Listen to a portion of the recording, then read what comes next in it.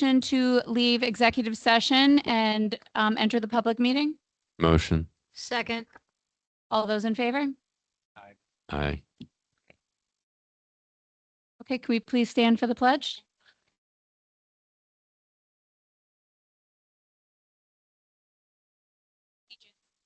Flag of the United States of America, to the republic which stands one nation under God, indivisible, with liberty and justice for all.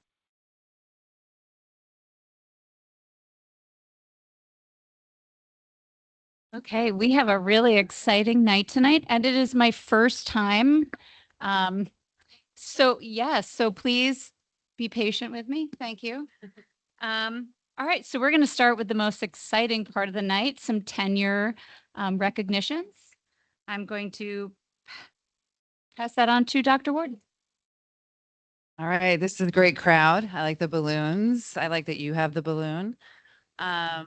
So we're going to start out with the wonderful assistant principal of the year in New York, the entire state. We have the assistant principal of the year in our school district, Colleen Lynch. Come on up, Colleen.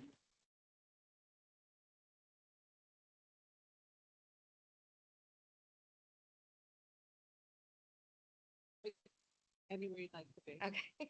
So, good evening. My name is Dr. Kitty Summers. I'm the Assistant Superintendent for Curriculum Instruction and Staff Development. It is my pleasure to read the recommendation for Ms. Colleen Lynch for tenure in the Red Hook Central School District. Dr. Roddy needed to be at the BoCE's graduation, so he asked me to step in for him. So this is his highlights of Ms. Lynch. She was recognized as a 2026 New York State Assistant Principal of the Year, an honor that reflects the tremendous respect she has earned from colleagues and a broader educational community. The recognition is well-deserved and speaks to the level of leadership she demonstrates on a daily basis. One of Colleen's greatest strengths is her ability to identify areas of need and turn ideals into meaningful systems and programs that benefit students and staff alike. She has played a major leadership role in developing Freshman Focus, a new course designed to support ninth grade students in building executive functioning, organizational skills, social emotional learning skills as they transition into the high school. The creation of this course required extensive collaboration, thoughtful planning, and a deep understanding of student needs, all of which Ms. Lynch brought to the process. She has also been instrumental in supporting teachers, particularly those in their early careers, and I have seen Colleen in action with the learning sessions that she holds with new teachers. It is very collaborative, it is very innovative, and it really does speak to best practices at the high school level. There's a lot of feedback from teachers and they truly enjoy the sessions. She has taken on operational responsibilities that are critical to the success of our school. She serves as the 504 coordinator, oversees testing schedules, and chairs our MTSS process. Now, Dr. Roddy did go on and on, which I will He give, tends to do that. which I will give you a copy so that you can Oh, thank you. So much. have, but we would like to strongly recommend Ms. Colleen Lynch for tenure in the position as an administrator in the Red Hook Central School District. Thank you.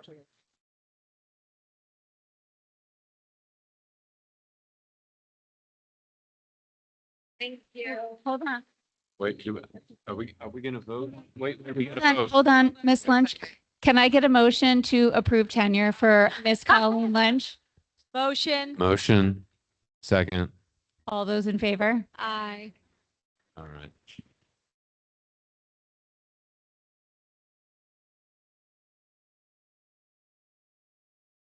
Happens every time. We're excited and I'm new, so congratulations. It happens every time. Congratulations. Thank you so much. Yeah.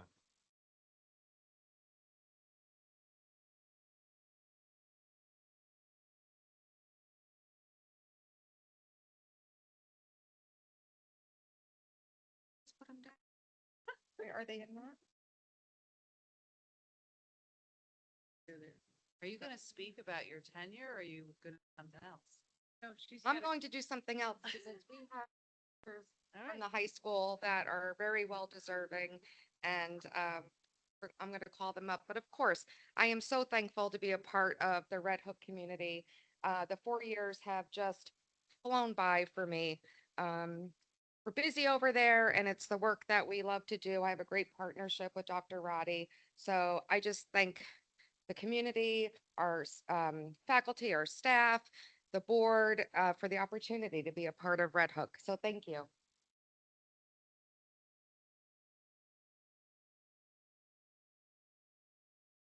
So again, Dr. Roddy could not be here tonight, which he would have liked to have been, but it's pretty exciting. One of our students is being named the valedictorian of the CTI program at BoCES. So that's a very exciting event. I'd like to start with speaking about James Cantator.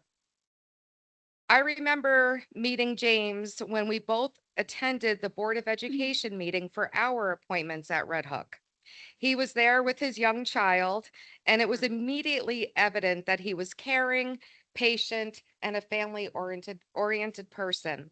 Even then, I knew he'd be a wonderful addition to our special education department. Over the years, that first impression has only been reinforced. Whenever I visit James's classroom, I am constantly impressed by the thoughtful effort that he puts into creating an inclusive learning environment for his students, especially our ENL learners. He regularly develops creative and varied approaches to bridge the language barriers, ensuring that every student has access to learning and the opportunity to succeed. James also understands the importance of strong partnerships with family. He frequently reaches out to parents and caregivers, widening the circle of support around his students and strengthening the connections between home and school. One of James's greatest strengths is his commitment to seeing the potential in every student. When working with students who struggle behaviorally, he is patient, persistent, and looks for a solution. Rather than focusing solely on consequences, he works to understand the root cause of the behavior and help students to develop the skills they need to make positive changes. More recently, James has taken on the role of coordinator for the Seal of Civic Readiness. In conversations with him during the development of this program, it became clear that he's passionate about helping students discover multiple pathways to success. His dedication to creating meaningful opportunities for students, coupled with his unwavering belief in their potential, reflects the very best of our profession. James, your commitment to students, families, and our school community has made a lasting impact. Congratulations on earning tenure. This recognition is well deserved, and we look forward to the many ways you will continue to make a difference in the years ahead.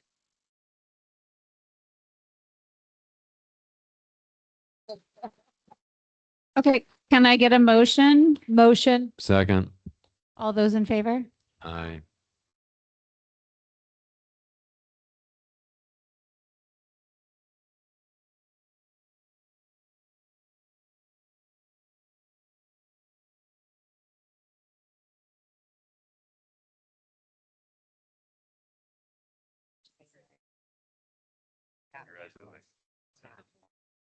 Yeah.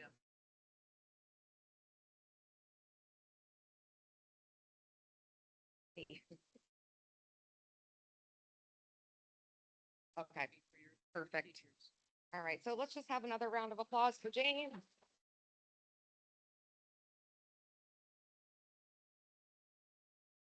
Next, we have Ben Bardenett. Just over there. Doesn't have his balloon. Okay, okay. Mr. Bardenett has been an outstanding addition to our music department. He is deeply committed to helping young musicians recognize and achieve their full potential. He holds his students to exceptionally high standards, fostering a level of professionalism that is truly remarkable. His students enjoy working with him because they recognize how dedicated he is to their growth and success. Students respond to his enthusiasm and commitment by matching his energy and effort, resulting in performances that are nothing short of impressive. One of the most telling examples of his impact occurred during one of my classroom visits when he was out of the building. He was serving as a guest conductor for the Putnam County All County Festival. I was amazed to see students independently assume leadership roles, remain focused, and continue practicing at a mature and purposeful level.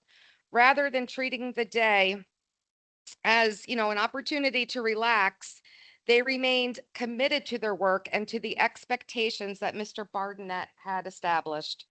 That level of student ownership and accountability speaks volumes about the culture he created. While Mr. Bardenett maintains a highly structured classroom with clear expectations and a strong focus on excellence, he balances that structure with a wonderful sense of humor and a genuine care for his students. He takes the time to build meaningful relationships, creating an environment where students feel welcomed, respected, and valued. The band room has become more than just a place to rehearse. For many students, it is a space where they feel comfortable, connected, and supported. It is not uncommon to see students choosing to spend their lunch periods there, a testament to the positive culture he has cultivated. Mr. Bardenett balances high standards with warmth and lightheartedness, allowing students to thrive both as musicians and individuals. Watching his professional growth over the years has been inspiring, and it has been exciting to see him step into the leadership role of department chair. His vision, passion, and commitment to excellence have already had a tremendous impact on our music program, and I look forward to seeing how he continues to shape and strengthen it in the years ahead. Thank you, Mr. Bardenett, for the countless hours you invest in our students, for the high standards you set, and for the caring and supportive environment you create. Your ability to inspire students to achieve more than they thought possible leaves a lasting impact that extends far beyond the band room. Red Hook High School is fortunate to have you, and tonight we are proud to celebrate your well-deserved tenure. Our students are better musicians because of your teaching and better people because of your example. Congratulations.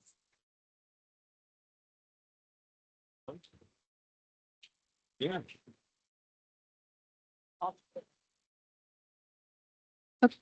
Can I get a motion to approve tenure for Mr. Bardenett? Motion. Second. All those in favor? Aye.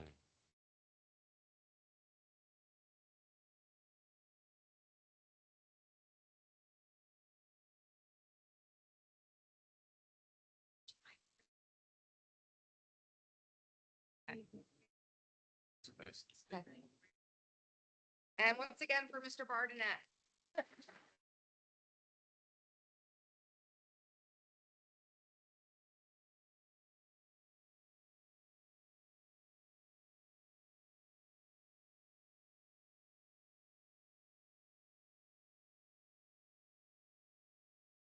Good evening, everyone. I'm Dr. Brian Boyd. I serve as the elementary school principal here at Mill Road, and I'm joined.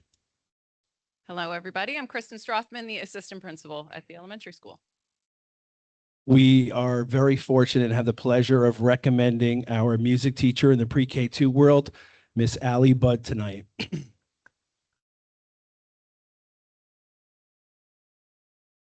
It is our pleasure to recommend Miss Allie Budd, music teacher at Mill Road Elementary School, for tenure. During her time at Mill Road, Miss Budd has demonstrated herself to be a hardworking, enthusiastic, and collaborative educator who is deeply committed to her students and our school community. She approaches her work with positivity and energy. She consistently seeks to make music an engaging and meaningful experience for all her learners. At any point during the school day, if you walk by Miss Budd's music classroom, you will see her highly engaged with little people with a big smile on her face. In the time that we've been working with her over the last couple of years, some of the biggest areas of growth that we've seen is how she even manages that group. It is amazing how much she can complete in a 35-minute music lesson with 4-year-olds that come in unruly, a bit feral, and need the systematic approach to music and teaching and learning in general. Miss Budd has also led our second grade chorus for the last few years. If you've had the opportunity to see them at the Performing Arts Center, it is nothing short of amazing. She takes our second graders for an extra music period each week. And by the time they rise up to our risers in the Performing Arts Center, they look like they've been doing it for years. We couldn't be any happier with where our music program is, and I think we're in a great spot for our future. So she comes with the highest recommendation for tenure tonight.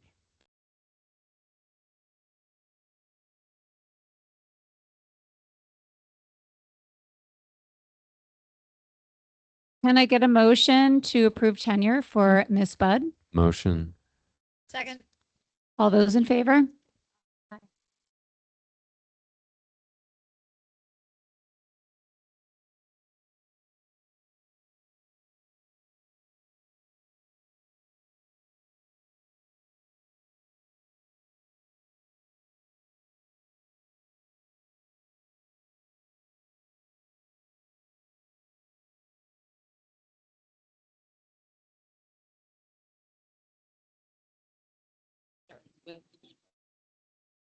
All right. Hi, everybody. My name is Stacy Smith. I'm the middle school principal, and tonight we are going to start our tenure recognition with Michelle Keene. Would you mind coming up? Okay. I have the pleasure tonight with presenting Michelle Keene to the Board of Education for tenure, and I do so with full confidence in her professionalism, her instructional skill, and her dedication to students. Ms. Keene returned to Linden Avenue Middle School in 2023 as our 7th and 8th grade science teacher. And I do mean returned because Michelle joined us first as a leave replacement back in 16 and 17. Michelle brings with her a wealth of classroom experience from her Arlington and Poughkeepsie school districts, as well as a unique professional background as a former researcher in the pharmaceutical field. That blend of real-world scientific expertise and experiences gives her the unique perspective to share with students, in addition to her understanding of what it means to think, question, and investigate as a scientist. Ms. Keene's classroom is a great place to be. She is deeply student-centered in every choice that she makes, from the atmosphere she creates, the topics she selects, and the approach to her instruction. Her teaching balances individual support with high expectations and high engagement. Her contributions to our school culture extend beyond her classroom. Michelle is our 8th grade team leader and a valued member of our MTSS team, where she's been instrumental in demonstrating improved structures and practices at LAMS. She serves as a key voice for her grade level team, as well as collaborating across grade levels to ensure our practices are consistent at LAMS. As advisor to student council, she mentors student leaders and is at the center of planning all of our events and traditions that make LAMS what it is. And that goes for adults and kids. She also advises our school store, which is a student favorite. And the school store does help supplement some of our best activities that students look forward to the most. Michelle's record at LAM speaks for itself, her strong instruction, her meaningful leadership, and her measurable impact on our students and our school community. I therefore am very happy to recommend Michelle Keene for tenure at Red Hook Central School District. Congratulations.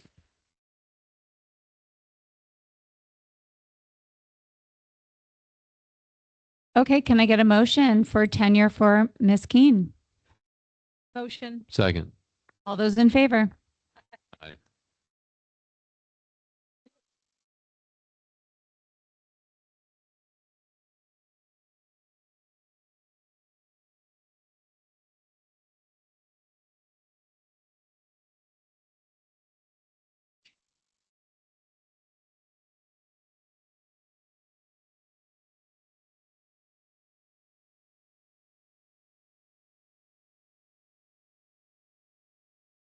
All right, next we want to recognize John Labella. Do you mind coming up, John?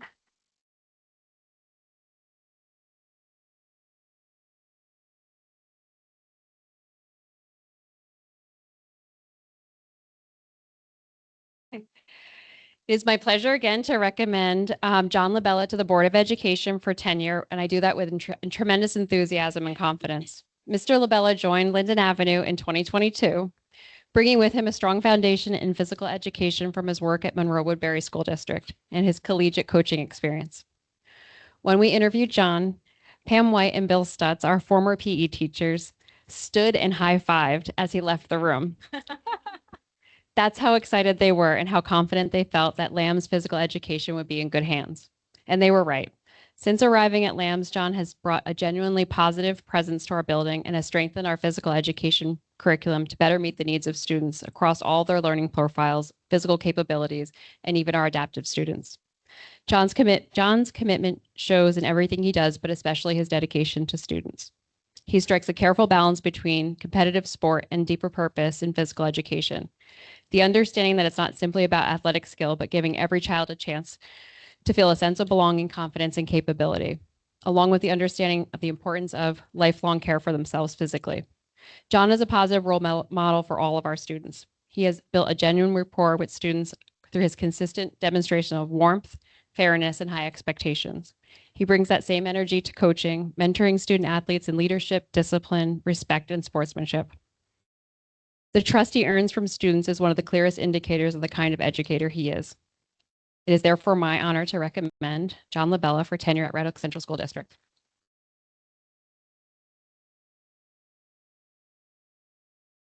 Can I get a motion to approve tenure for Mr. Motion. LaBella? Second. All those in favor?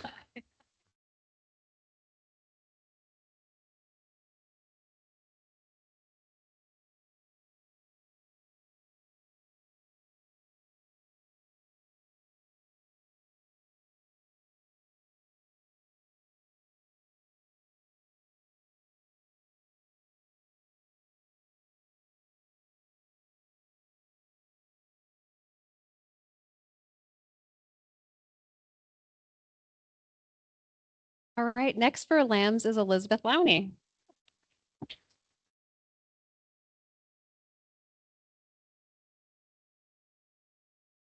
Right, once again, I have the pleasure of recommending another one of our teachers at Lambs for tenure, and that's Elizabeth Lowney. I do that with great enthusiasm and a full confidence of the impact she has and will continue to have on our students in our community. Ms. Lowney is a Red Hook graduate who wanted to return to teach at Red Hook, specifically at Lambs. And from her first day, she's poured her heart into all of our students. She brings to her classroom not only fluency in Spanish, but a true passion for language acquisition. She brings a deep commitment for literacy, social emotional learning, and executive functioning skills for our middle schoolers that what they need is what middle schoolers need to thrive. Her instructional work is matched by her extraordinary record of community engagement. As director and originator of the annual Latin Culture Fair, Liz brings more than 50 community members to our building each year to share their customs, cultures, and with our students, creating one of the most meaningful traditions at Lambs. And this past November, she organized and led Cooking for Change, a class project and fundraiser that raised money for a community kitchen in Mexico. And through her summer work with CIEE, she has supported high school students on study abroad experiences throughout the world, extending her reach of teaching beyond our walls. At Lambs, Liz serves on our building level team, the district equity committee, the professional development committee. She coordinates the Sunshine Club. She serves as our PTSA teacher liaison. She advises tutoring connections and at the international club, and she coaches unified basketball. She gives her time generously, her talent and her energy, and our students are better for it. Would therefore like to recommend Elizabeth Lowney for tenure without reservation. Woo!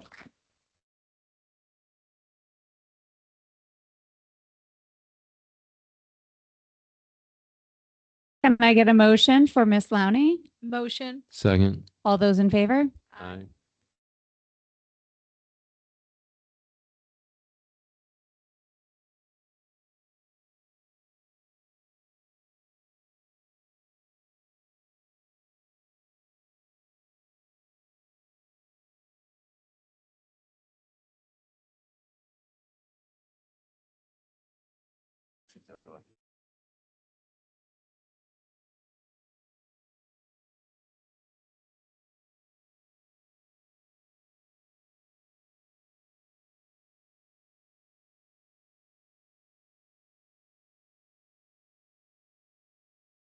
All right, we have one teacher tonight who could not be here, and that's Miss Denota, Christina Denota.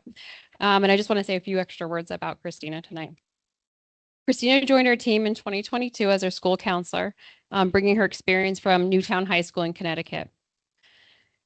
From her first day, she provided comprehensive academic, social, emotional, and behavioral support for students across grades 6 through 8. And the relationships she builds with students and families are the foundation of everything she does. Those relationships are the reason that many students feel known and supported while they're at LAMS during these most important formative years. Ms. Denota is also our 504 case manager. She coordinates our annual reviews, monitoring implementation of accommodations, and closely working with students and families. Her work on MTSS has been instrumental, attending weekly grade level meetings where her insight on student needs and her ability to help develop targeted strategies has been invaluable. In the time when middle school students' mental health needs are at their highest, Ms. Denota is an essential partner for our student services team. She conducts risk assessments, provides crisis interventions, connects with families and resources outside with skill and steadiness. She approaches each situation with calm, sound judgment, genuine care, and our families trust her implicitly. Beyond her counseling work, Ms. Denota contributes to the broader life in our schools. She participates in scheduling committee, bringing her deep knowledge of NICED regulations and to the master schedule development and individualized student scheduling. She designs and delivers classroom lessons such as topics on high school transition and conflict resolution. She has consulted on the development of our SEL advisory curriculum. She leads our 8th into 9th transition as well as our 5th into 6th transition. Those partnerships with her colleagues, parent presentations, delivering classroom lessons, and graduation requirements and selection courses are very meaningful to students and families while they make those important transitions. Tenure represents our community's investment in excellence and our commitment to retaining educators who shape the future of our students. And Ms. Denota is worthy of that recognition. It is my pleasure tonight to therefore recommend Christina Denota at the Red Oak Central School District for tenure. Thank you. And thank you, everybody. Can I get a motion? Motion. Second. Second? Okay. All those in favor?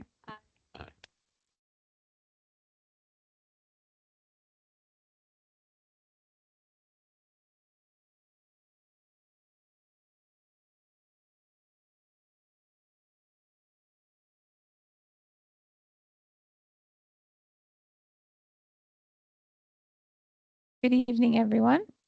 My name is Amanda Allison. I'm the Director of People Personnel Services here in Red Hook, and I have the honor and pleasure of recognizing for exceptional teaching assistants today for tenure.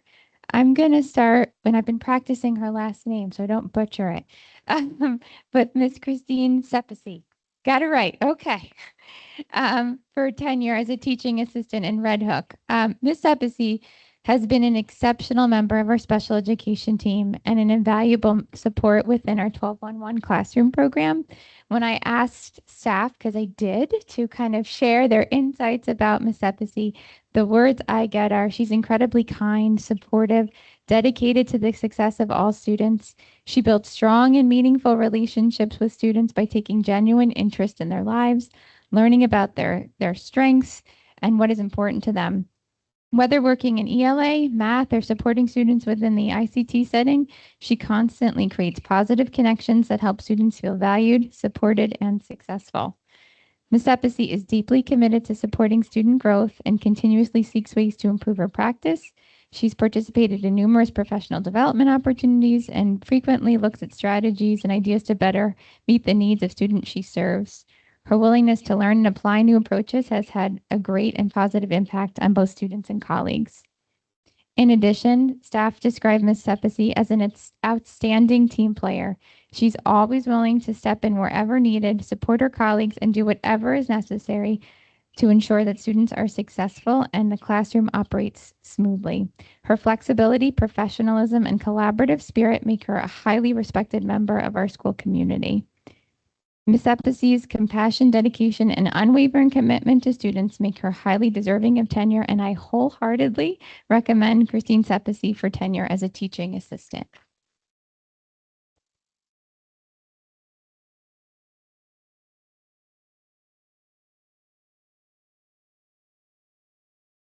Can I get a motion to approve tenure? Motion. Second. All those in favor? Yep.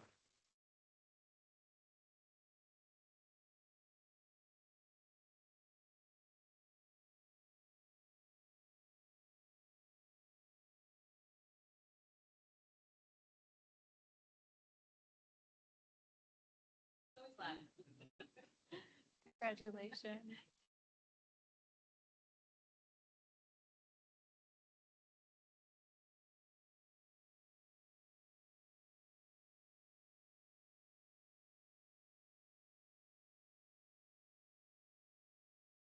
So I get to continue with some of our Mill Road teaching assistants, and I'm looking at you, Megan Webster. You're next. It is also my pleasure to recommend Megan Webster for tenure as a teaching assistant in Red Hook Central School District. Ms. Webster has been a valued member of the Flex K2 program at Mill Road Elementary School. If you haven't been in that classroom, I highly suggest you come and visit. You may find Miss Webster running around or chasing or on a scooter or climbing playground equipment, whatever we need to do, we get the job done. She builds strong, trusting relationships with students through her caring, patient, and supportive approach. She takes time to understand each student's unique strengths and needs and consistently encourages independence, social skill development, and self-confidence. The team that works with you, Megan, describe you as a dedicated team member who is so collaborative with teachers, related service providers, and families, and is dedicated to helping all students succeed. They describe you as flexible, dependable, and always willing to step in wherever is needed, even if that means in some crazy weird position outside at recess. You continually seek opportunities to strengthen your skills and thoughtfully implement strategies and support student growth and engagement. Most importantly, Ms. Webster brings kindness, compassion, and genuine dedication to her work every day. Her commitment to students and their success make her highly, highly deserving of tenure, and I wholeheartedly recommend Megan Webster for tenure as a teaching assistant.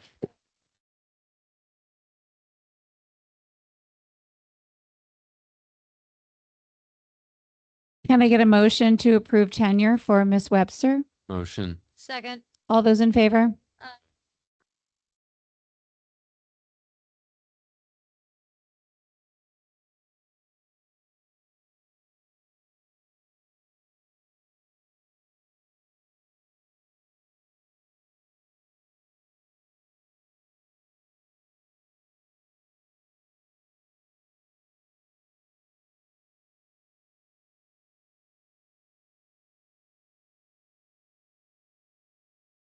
So the next teaching assistant that I have the pleasure of recommending tenure for is Miss Jennifer Gundel. Doesn't have her balloon on her, she's right back there.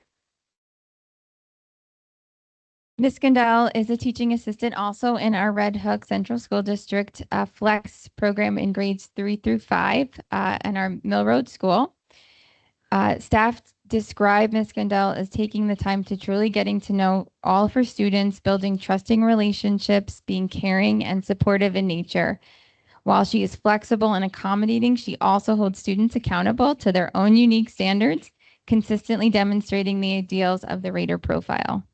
Ms. Gundel excels at fostering independence and social skill development, encouraging students to problem solve, communicate, and build confidence in their abilities. She knows her students well and has a strong understanding of the supports they need to be successful in the moment. She is committed to her own professional growth and has eagerly participated in professional development opportunities, thoughtfully implementing strategies learned through training. Ms. Gundel also brings creativity and enthusiasm to her work, designing engaging activities tailored to student interests. I was told about an example that involved caterpillar craft that moved using a straw, which was especially meaningful for a student who loved the very hungry caterpillar. So I need to definitely get info on that. Ms. Gundel's dedication, compassion, creativity, and commitment to student success make her highly deserving of tenure. And again, I wholeheartedly recommend Jennifer Gundel for tenure as a teaching assistant.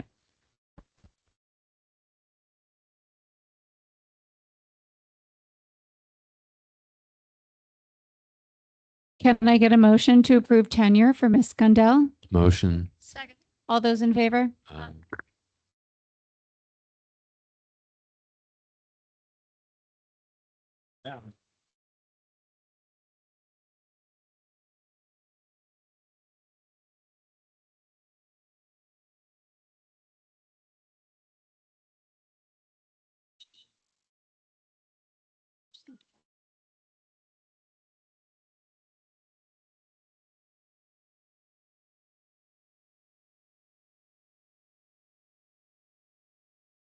Finally, my last teaching assistant that we're going to speak about today is Nicole Smaldone. She is, yep. Give her applause. Nicole is a teaching assistant in our Flex 812 program at Linden Avenue Middle School. She consistently demonstrates a deep commitment to the students she serves and works tirelessly to support their academic, social, and emotional growth. Ms. Smaldone has built excellent rapport with each student, creating positive and productive relationships that help students feel supported, understood, and successful. She's an integral part of the classroom team, and the staff that work with Ms. Smaldone describe her as providing thoughtful academic support, helping students with strengthen foundational skills, and create great organizational skills. She plays a critical role in maintaining schedules, coordinating related services, creative art programming, and tracking all things Flex. Her attention to detail and reliability is invaluable to both staff and students. She's a team player and a mentor to colleagues. She's quick to offer support and guidance.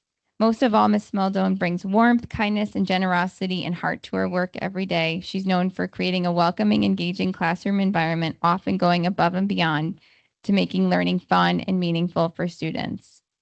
It's with this unwavering commitment to student success that I wholeheartedly recommend Ms. Smaldone for tenure as a teaching assistant.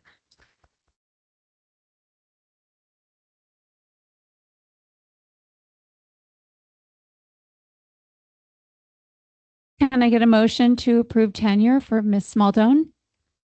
Motion. Second. All those in favor? Aye.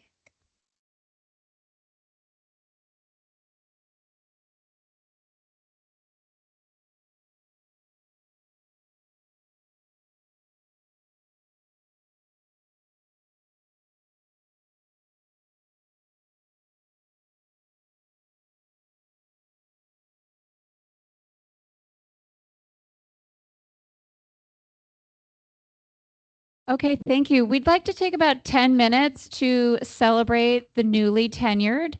We have some light refreshments. Please help yourself, and we will reconvene at about 7:20. Thank you.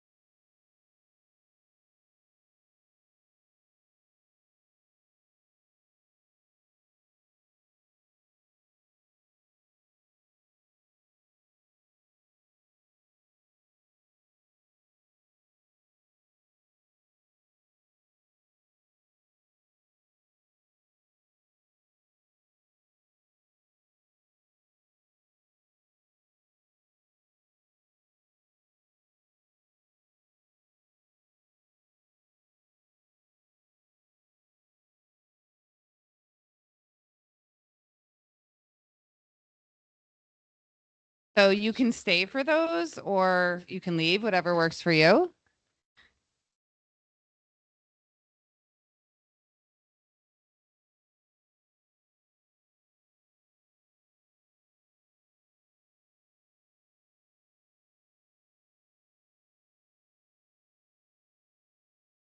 So we're going to start with the adaptive design of Hudson Valley. And I know they have an exciting prop over there that I think a lot of our children are very interested in. So if they're here tonight, if they want to come up to the podium as well.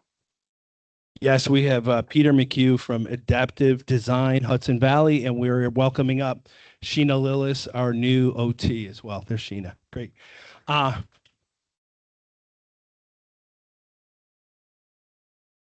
Mrs. Strothman and I will just take a couple of minutes to describe what's happened over the last year. We're very fortunate. Ms. Lillis coordinated and helped us partner up with the group. They build custom, durable, adaptive tools to create an inclusive and accessible world. And as I mentioned, Ms. Lillis initiated this partnership. Mrs. Strothman is going to talk about some of the individual things that they've built, and we have a couple props, as Dr. Warden mentioned, to share with you. But already, these things that were brought to us in the spring have supported and helped students across grade levels pre-K through 2. So I'll just add that when Sheena came to talk to Brian and I about this and explain the process, she explained that they will come to the school, they'll go to each of the classrooms, look at what the students may need, and then go back and custom design all of this equipment and do it all for free. And so Brian and I kept asking questions and saying, well, what's the catch? And there isn't a catch. So we started with the audit. Sheena walked through the entire pre-K through 2 building. They went through each and every classroom and looked at very specific individual student needs. And then a few months later, they showed up with a truckload of adaptive equipment and 3 people to help deliver it to all of the classrooms. So this is just a very small amount of what they brought. This is a weighted truck that some of our students who are looking for some heavy work input push around the hallways. We immediately had kids peeking out the door. They wanted to push it. They custom designed everything. So there's another one that's a fire truck. Props to all the firemen and women in the back. All of them were designed based on some creative cartoons, different colors. Sheena, I don't know if you want to explain a little bit about what you're holding. So this is a footstool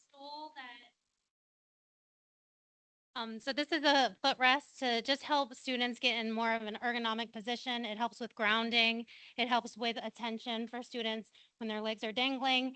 They're moving, they're not able to stabilize their body as well. When they're stable, they're able to attend better, and teachers have seen some positive results from it. So Peter and his team are doing this as a not-for-profit for schools and organizations around our county and lots of schools in the area. It's pretty incredible. It's commendable, and it's already making an impact. You see them in use in all of our pre-K through 2 classrooms, and it's equipment that we will be able to use for years to come. So really, huge gratitude, and thank you so much for what you're doing.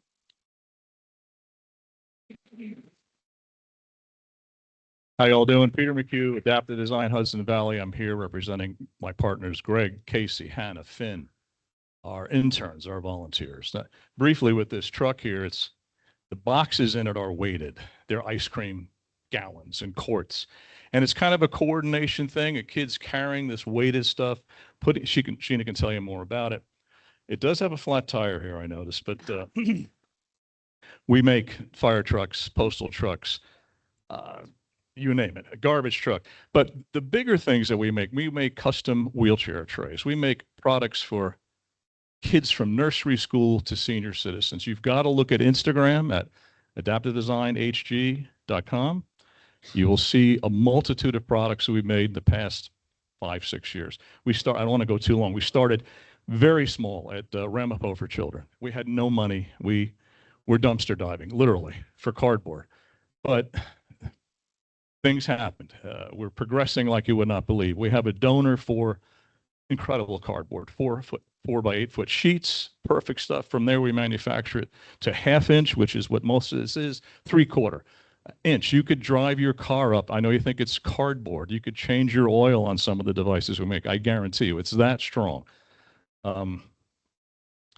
So this recognition, right? I don't know if anybody can hear me, but we've received, everybody wants recognition, right? Personally, your business, the school, everything. Recognition is important. However, I see it in two things. Recognition is great. And for years at Round Pole in our shop, people come in from all types, fundraising people, executives. Oh, you guys are doing incredible stuff, right? Blah, blah, blah. They walk out the door, the recognition follows them out the door, and it kind of ends. So I call this recognition with legs.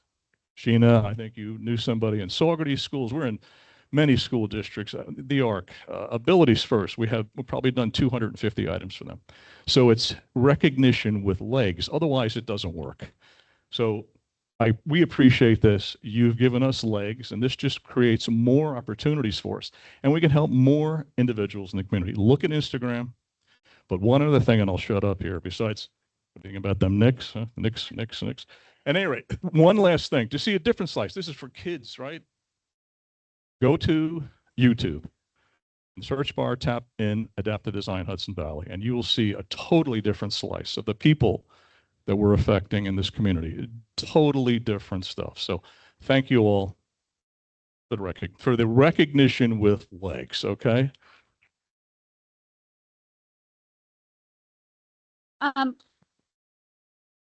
We would like to, excuse me, hold on one second. We would love to present you with a certificate. Yep. Yes, a certificate of our appreciation. Thank you.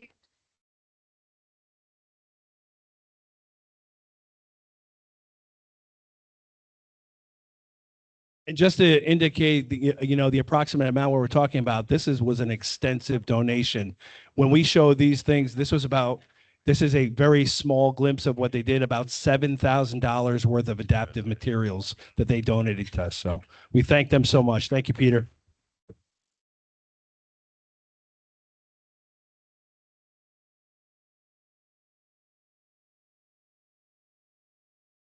Okay, so I would like the members of the volunteer fire departments of Red Hook, Tivoli, Rhinebeck, Milan, and Germantown, if you're all here, if you could step forward. Don't be shy.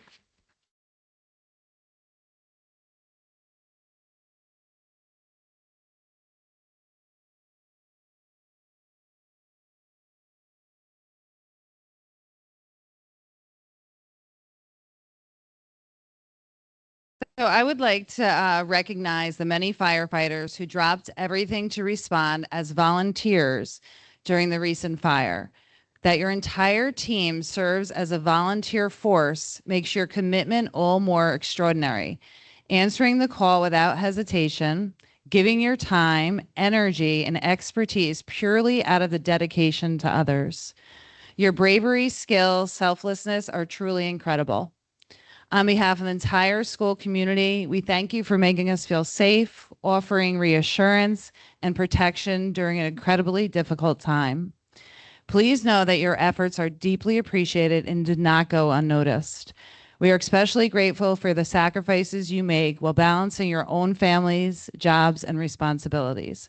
Your willingness to step forward and serve in this way speaks volumes to your character and the strength of our community. And we want to thank you for being such examples to all of us, but mostly our students. And we really appreciate that day and everything that you did for us. Thank you.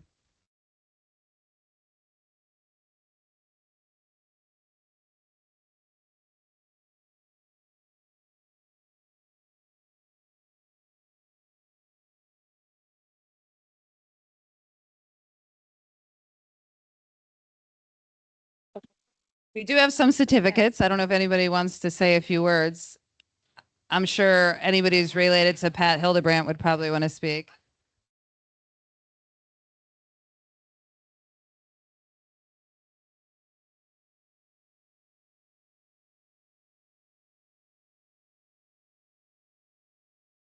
Yes.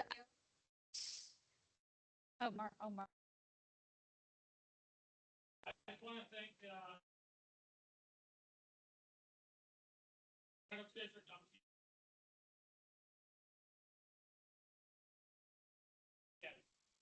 it doesn't, we do this.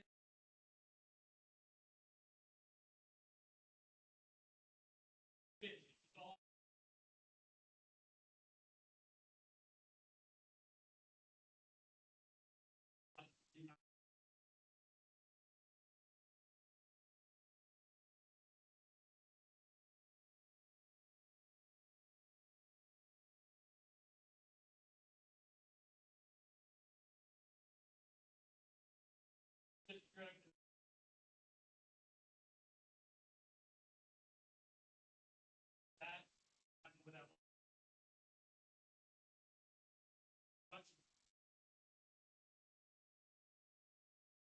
all of them.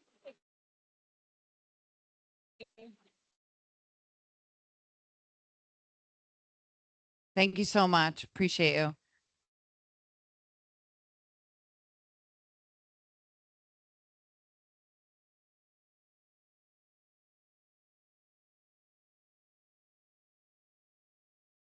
Okay, if we could have the members of the Red Hook Police Department.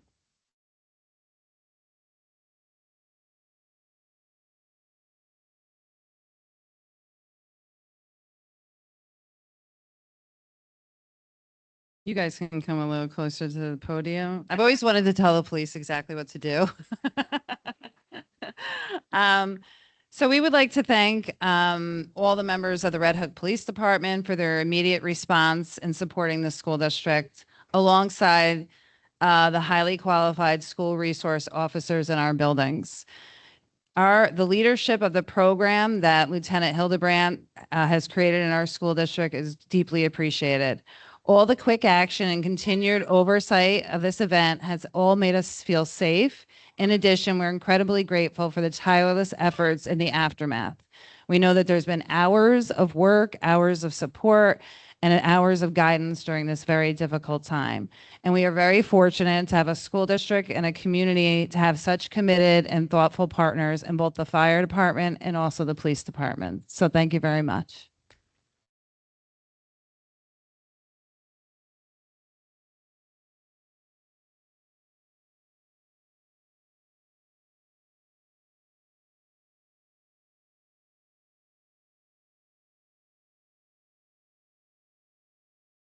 We're going to turn the mic off.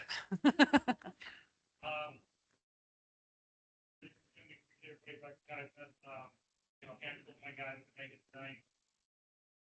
department obviously with a lot of very skilled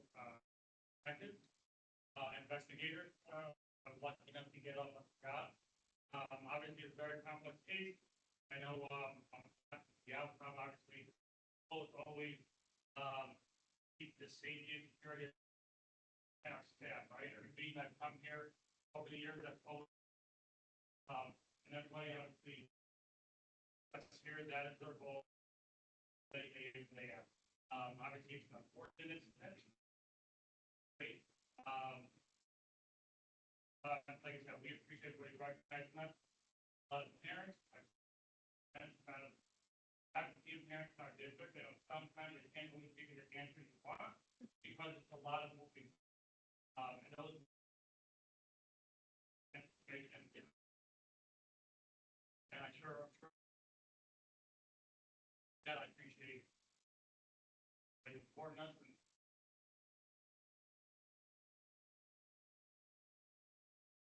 Your certificate?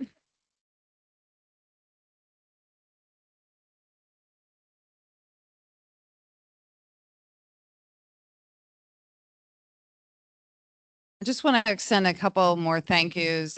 First to Village Pizza. I don't know if everybody knows this, but they obviously have been such a huge pillar in our community for a really long time. And they once again demonstrated that the spirit of acting swiftly to provide food for our first responders free of charge without hesitation. So this act of kindness reflects what makes our community so special. It shows our children what humanity looks like, neighbors taking care of one another in moments that matter the most. So I know they couldn't come tonight, but please go and get pizza there. Yep, we can cover them.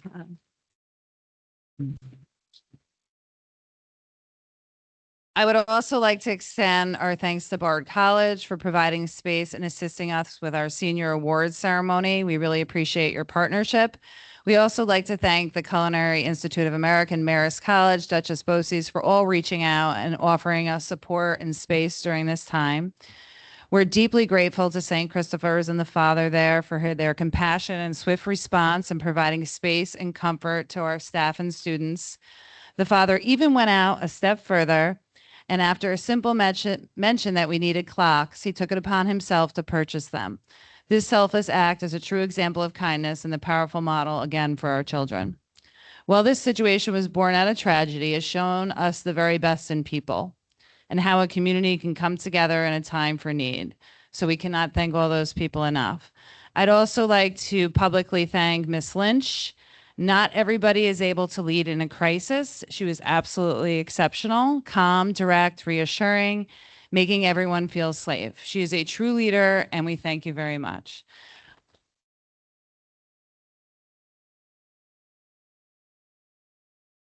So also Miss Lynch and Dr. Roddy for the tremendous amount of time and energy dedicated to ensuring the safety of our students and our staff, while also preserving the traditions that make our school so special.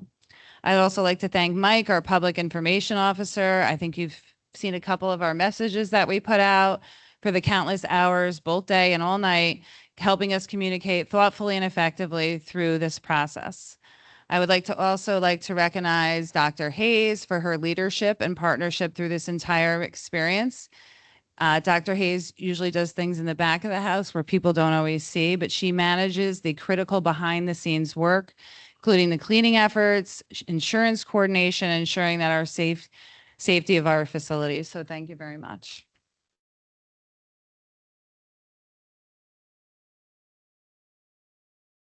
And we're grateful to all the administrators, teachers, and staff who all jumped in, supported us, welcomed each other in each other's buildings. We really appreciate that. And again, that collaboration and care really exemplifies the strength of our community. We have a great district. It's absolutely amazing. Despite this challenge, we all came together and we persevered, and we will continue to, and we will emerge stronger. We will continue to keep everybody informed regarding the end of the year activities, our ongoing cleaning events, and obviously our next steps. So we thank you for all your support during this really difficult time.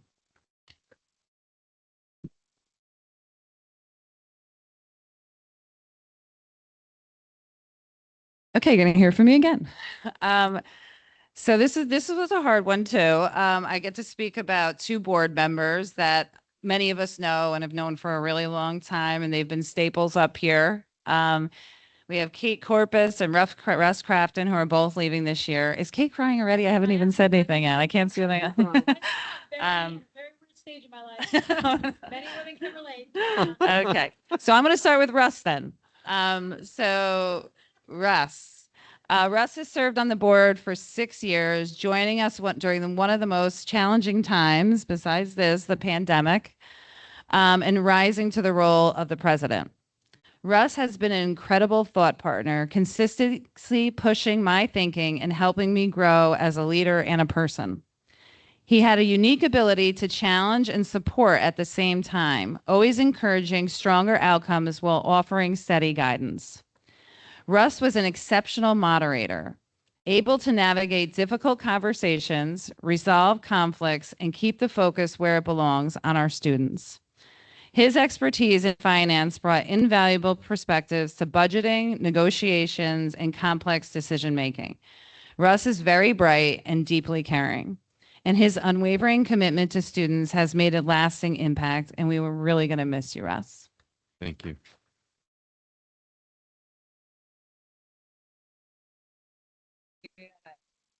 You have to get up and shake everybody's hand too, or just pass this over. I'll just wave. We're tired, our knees hurt. We're old.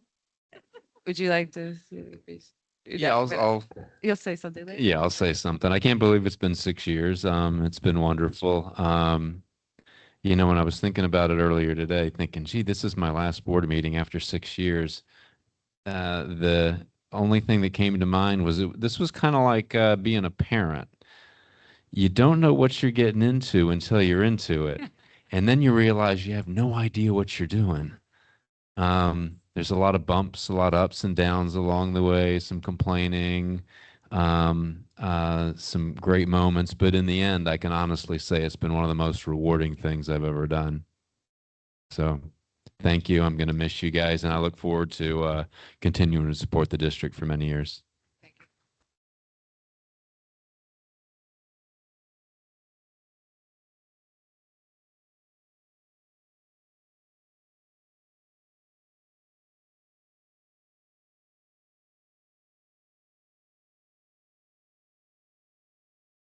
Right, and Kate as well is leaving as well. Kate has dedicated 8 years of service to the board and played an important role in my journey from the very beginning. She was part of the hiring process and immediately made me feel welcomed and supported. I still remember our first cup of coffee where she somehow explained the entire district in 20 minutes. Kate has been a constant source of encouragement, support, and guidance throughout my time here. She's also served as president, and we work closely together through many long days and countless calls during and after the pandemic. Kate always led with her heart, keeping the best interests of the district at the forefront. She brought thoughtful perspective to even the most difficult situations, listening carefully and offering wisdom and clarity. What I appreciated most was how deeply she cared, not just about the work, but every child, she's crying, every child and staff in the district. She has a unique ability to know when people need encouragement and also when we need a little push to move forward. Her honesty, kindness, and friendship have meant so much to me. Both Russ and Kate, you will leave a legacy and an enduring mark on our school district. You've helped to make a better place and a stronger community overall. You've made me a better leader, and I'm truly grateful for that. So thank you very much.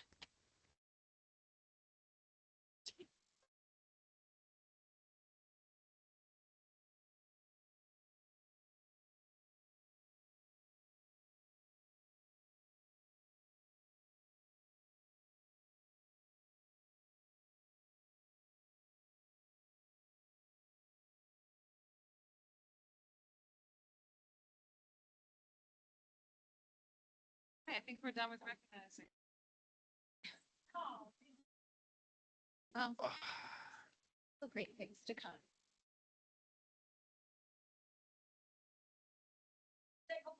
Okay. Okay. I echo Ross tremendously. This has literally been one of the greatest experiences of my life, one of the hardest experiences at times.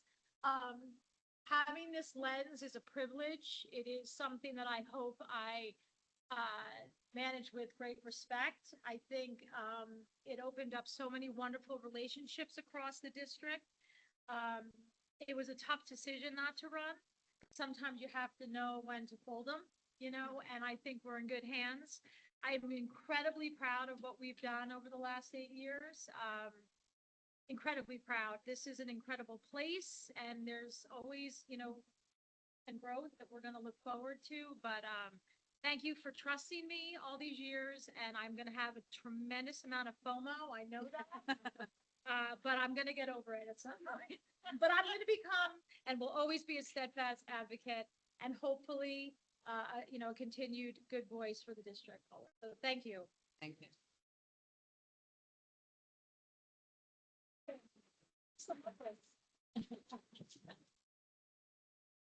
Okay, that brings us to our student BOE report, and it's kind of a bittersweet meeting. This is Maddie Clement's last meeting before she heads off to Syracuse. So we're going to we're going to clap. Okay. So we're going to let her do her last report. Okay, so it's been a crazy past 2 weeks, but I think a lot of students have been making the best of it. And so we're going to start with student council. We're helping plan the end of year event that the school is going to host at the rec park. We're very excited to help in any way that we can, and we're sure that's going to be an amazing and extremely beneficial event for all the students, especially those who haven't been able to see their friends in a while. We've also been planning a few dine to donates at various businesses for the summer, so please stay tuned so you can help us out. We hope that these will raise a good amount that we will then put forward to lowering the cost for attendance of the NYCLSA conference for students this fall. We also had our pep rally a couple of weeks ago where we recognized spring sports and held our first club awards where we gave plenty of awards to advisors, students, and clubs. Our club of the year this year was Theater Club. Now just from a seniors end, so these unprecedented circumstances have been challenging for everyone, but the senior class has been particularly devastated by all of this. We are sad to be missing our final days at the high school being all together. It has been hard, but we are making it work with remote learning and recently some in-person locations for class. We had our senior awards on June 1st, which was a nice event and great to recognize different seniors with awards and scholarships. We have some exciting events coming up, such as prom this Saturday, the senior barbecue on Tuesday at the pool, which is a bonus, the walkthrough on Tuesday as well. And then we also are getting the opportunity to get a final bell at the middle school gym. So that's going to be really special. And then we have graduation on Saturday, the 20th. So fingers crossed the weather holds for that so we can have it outside. But I know some other events are in the works. And trying to get the whole school together one last time. I think that'll be great. Juniors are sad also to be missing our last days of junior year, but we're very grateful that we have a year left. It's kind of anxious and nervous for some people as we're all starting our college apps and thinking about where we're gonna go in 2 years, which is crazy to think about. But overall, I think that we're all making the best of it, besides being nervous. And then just general students are just preparing for regents and final projects and exams while doing remote learning. So everybody's making the best of it and getting through these last couple weeks of the year. Our sports teams finished off very strong, and we congratulate and thank all of our athletes, and we're all excited for our fall sports to start this summer.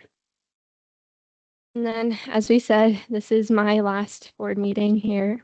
So I just want to say thank you to all of you for letting us come and share the ongoings of student life at Red Hook. This has been a great experience for me, where I will carry these skills that I have gained with me to college and onward.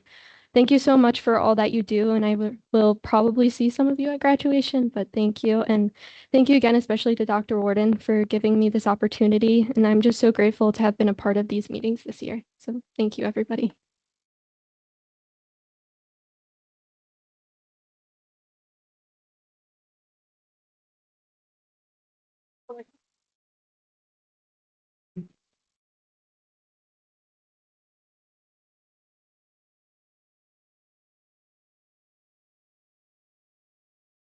So we would like to take a minute. Oh, is that on? Okay. To thank Maddie. She's been an outstanding example of engagement, leadership, and service throughout the year. She's juggled academics and athletics while faithfully attending Board of Education meetings. She served as an important bridge between our students and the Board of Education. She actively encouraged student voice, ensuring that the perspectives, concerns, and ideas of her peers are considered. She brought student life to our table while taking the time to celebrate the many accomplishments of her classmates, both in school and on the athletic fields. Through her regular updates, she's helped keep the board members informed, connected, and engaged with upcoming events and the daily experiences of student body. Her dedication and commitment to representing her peers has made a meaningful impact on our district, and we're grateful for what she has brought to this role. We will miss her in future meetings, but we wish her the best of luck. Thank you.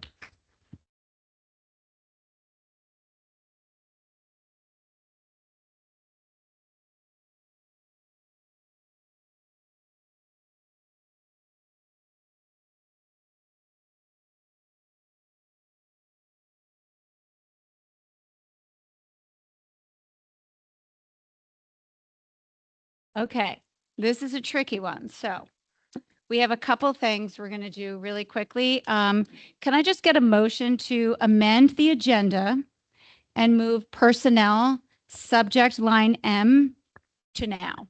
Motion. Second. All those in favor? Aye. Great. Okay. Can I now also get a motion to add Mr. Quentin Johnson to the personnel agenda and appoint him to the position of Director of Physical Education, Health, and Athletics? Motion. Second. All those in favor? Aye. Okay, one more. Okay, there's one more. I also now need a motion to approve the amended personnel agenda items numbers 1 through 26. Motion. Okay. Second. All those in favor? Aye. You did that flawless. That's great. That was a lot. Hopefully we did it right. So I just want to say how exciting this night is for all of us to welcome Quentin Johnson back to Red Hook. Come on up, Quentin.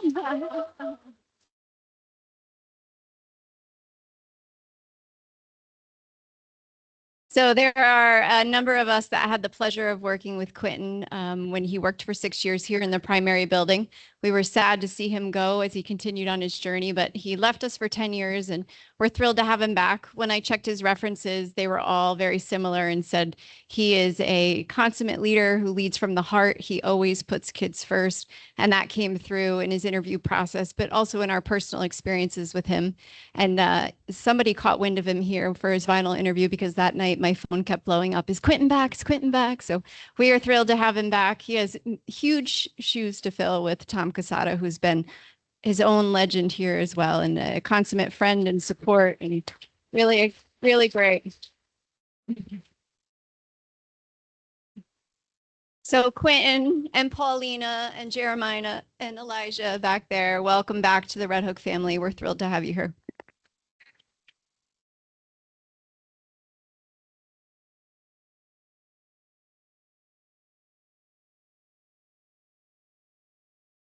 Want to say I'll use my teacher voice, but I guess I got to use my administrator voice now.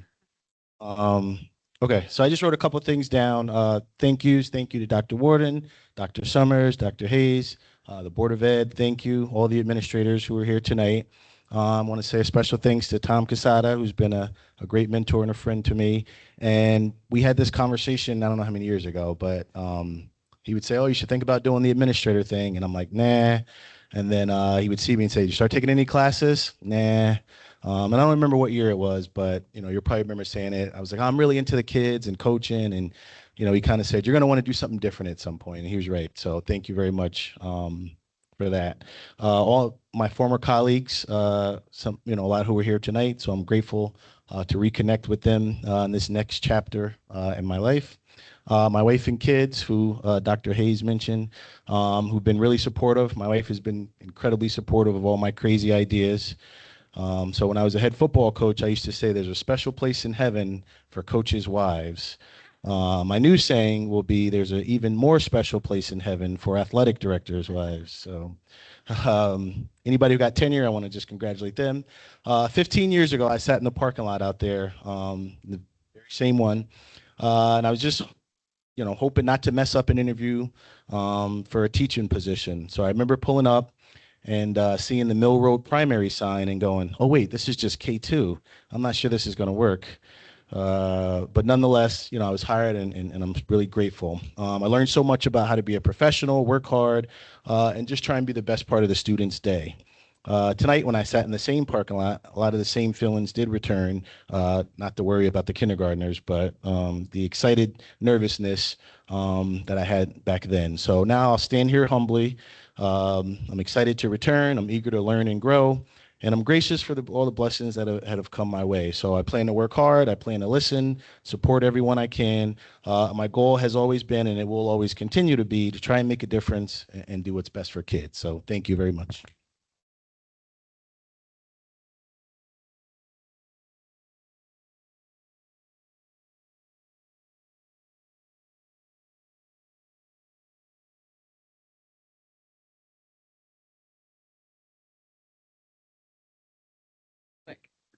So good evening. We are welcoming some other members to the Red Hook faculty tonight. So I have a few things to say. Heather Mulpeter Is she here?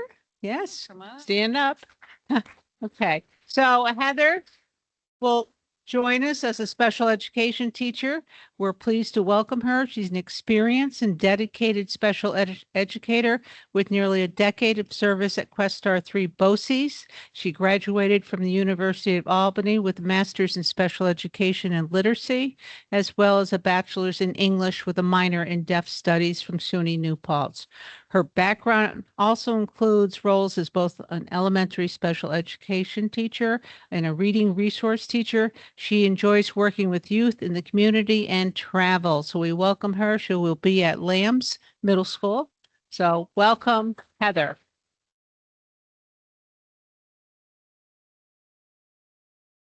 Kara Dunbar has been with us for 3 years.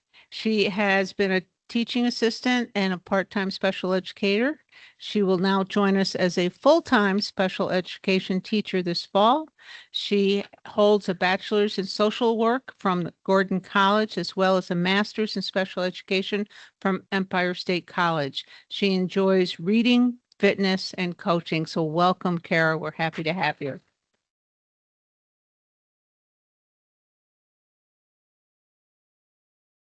Allison Webb. Allison comes to us as a seasoned special education teacher with over 15 years of classroom experience. She holds a bachelor's in elementary ed and special education, as well as a master's in reading. She is also Orton Gillingham Associate Level Certified. Outside of work, she holds a second degree black belt in martial arts. So welcome, Allison. We're happy to have you. She will also be assigned to Linden Avenue Middle School. So welcome. Katie Henke, elementary teacher. Katie, welcome. Katie has worked with us this year as a full-time elementary school teacher as a contract sub. We are so happy to welcome her in the fall as a full-time probationary teacher. She holds degrees from SUNY Brockport and SUNY Geneseo and is certified in childhood education, special education, and literacy. She also enjoys running, volunteering, and coaching, and she will work with us in the elementary school. Welcome, Katie.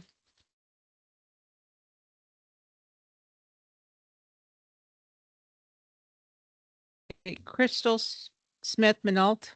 She will be our new library media specialist. She has worked with us at Mill Road and the 3-5 library while pursuing her certification. She holds a degree in early childhood education from Salem State University, as well as a master's in library information science from the University of Albany. She enjoys reading, travel, and karaoke. So we welcome her.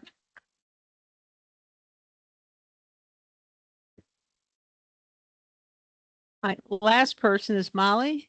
Is Molly here? Molly Castillo. It will be our school counselor. She'll be a halftime school counselor at Mill Road. She comes to us with experience. She currently holds a bachelor in sociology from SUNY Oneonta, as well as a master's in school counseling from SUNY Buffalo. She enjoys reading, exercising, and looming outside of work.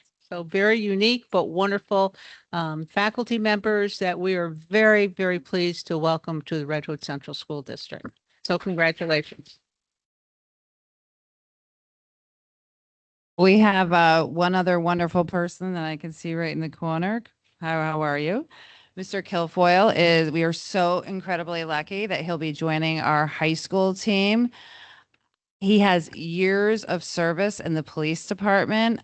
He's served not only in, there's a bunch of different ones, so I just want to make sure I get them all right. County of Poughkeepsie Police Department for 16 years, as well as the town of Ulster Police, town of Saugerties Police, and also way back then was at the town of Ulster to start with. He also has a degree with criminal justice, and we are very lucky to have a retired police officer coming again into our school and to assist us as a aide in the building. And I'm sure that he will be used all over for so many different things, but I'm sure really mentoring our students, and we really appreciate you joining our team. Thank you.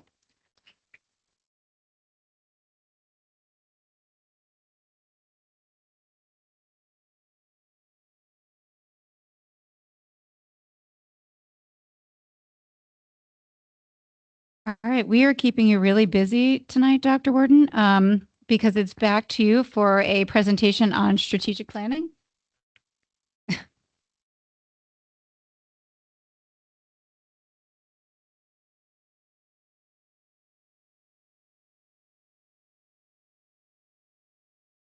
As you know, we've been participating in strategic planning as a district where we have our pre-K through high school teacher leaders at grade levels and departments. Thank you. Come together and really talk about where our future is for our school district. So despite everything that's going on, obviously our focus continues to be planning for the future. So we had a meeting on May 27th. And we had a representative from BoCES come in and talk with our leadership group about next steps in New York Inspires. So we work to have a foundational understanding of New York Inspires. We've talked about that at the board table numerous times of all the changes that are coming from the state education department. We talked about building common elements connected to the New York State Portrait of a Graduate. We develop our connections between our rater profile and the New York State Portrait of the Graduate. We also talked about steps that we're going to need to take in phases over the next couple of years to ensure that we are in line with the goals of New York Inspires. And then we reviewed a framework, and we also talked a little bit about looking at project-based learning and adopting a clear model for the school district. So we've discussed this before, that the state has put out new outcomes under the Blue Ribbon Commission. And as you know, they had feedback and research for many years. And then they identified 4 priority areas and 12 recommendations. And then they created a draft profile. They also then adopted a portrait of a graduate. I think that there might be copies. Yes. Yep, there's copies at your table of what New York State Portrait of the Graduate looks like. And then we also provided you with our rater profile, which you're all familiar with. The state is also looking at redefining credits and learning experiences. So you often hear that the Regents exam will be one option to show proficiency, and there will be other options for our students to show that. They will be looking to sunset diploma assessment requirements. So then moving to one high school diploma. It will not be advanced Regents diplomas anymore. It'll be one high school diploma for all of our students. So the first thing that they're looking is to adopt the New York State Portrait of the Graduate. So you can see basically in what you have in front of you and the graduate profile that we have. Here's the New York State Portrait of the Graduate, which has many similar things to what our rater profile already did. But the state talks about being academically prepared, creative innovator, critical thinker, effective communicator, global citizen, and reflective and future focused. These words will eventually end up on students' transcripts. And as a district, we will be looking to say, what does it look like to be an effective communicator throughout each grade band? And eventually, what does our graduate look like? That's being developed, and that will be one of our phases later on. But this will be the language that we're really, as a group, we met and we all talked about what this means, what this looks like. How does that look in our classrooms? How will we assess that? How will we determine proficiency in these areas? Because as a school system, we're much more used to, we're really used to saying you have a grade in science of 80, you have a grade in English of hopefully 100. But we're really looking at the skills of the future to say, what does it look like to be a global citizen? And therefore, what does it look like in our classrooms to provide those experiences so that students can be measured in these areas, but also be proficient in these areas? One of the advantages that we've had is over the past, I believe it's about our 5th year, maybe 4th or 5th year of having the rater profile in the school district, where you can see a lot of the attributes that we had in the profile are very similar to the attributes that they have in the profile in New York State that was just put out. So as a team that day, we really talked about how is it aligned? How is it different? Where can we see those connections of language being very similar? Where do we see some areas that we need to improve upon? So we did that crosswalk that day and really had a better understanding of where we need to go in the future. So I'm going to turn it over to Kitty, but that was phase one of looking over the portrait of the graduate. Okay, thank you, Dr. Ward. Thank you.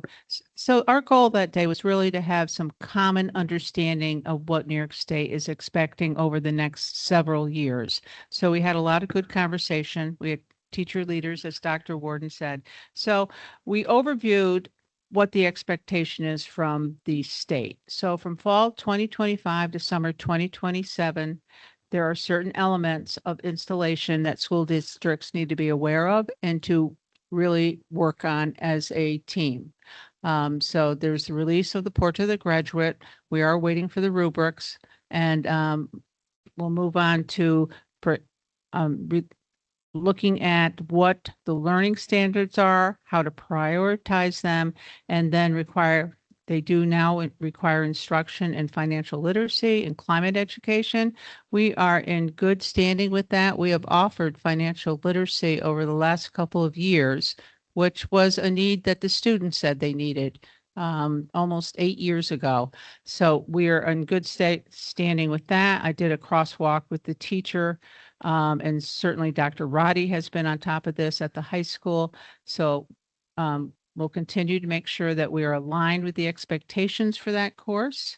And then they're also releasing information on climate education, which we do feel through our science courses, through our garden program, through the different things we do throughout the pre-K 12 instructional environment. We are in a good place for that also. So they will need to continue to release information to school districts. And I did go to a number of workshops that really gave some in-depth information about work groups, advisory panels, and continuing the communication. So transformation number 2 is to redefine the credits, really organize the diploma requirements over with the components of the portrait of a graduate, add the new requirements that the state has for CTE, personal financial literacy, and climate change, and really expand ways for students to show evidence of proficiency. This was a wide example of what that evidence could look like. It could be approved work-based programs, capstone learning projects, which as an IB school, some of our students already do that. So that could be something we could make more widespread across our district. Early college, high school, P-TECH, earning New York State credentials. And currently, right now, we do have the seal of biliteracy and the seal of civic readiness. High school courses, New York State approved CTE programs, participation in the arts, and passing approved assessments such as project-based learning. So, and there's many ways to show that. So these are 2 new instructional requirements. Initial implementation from fall 2027 to summer 2029.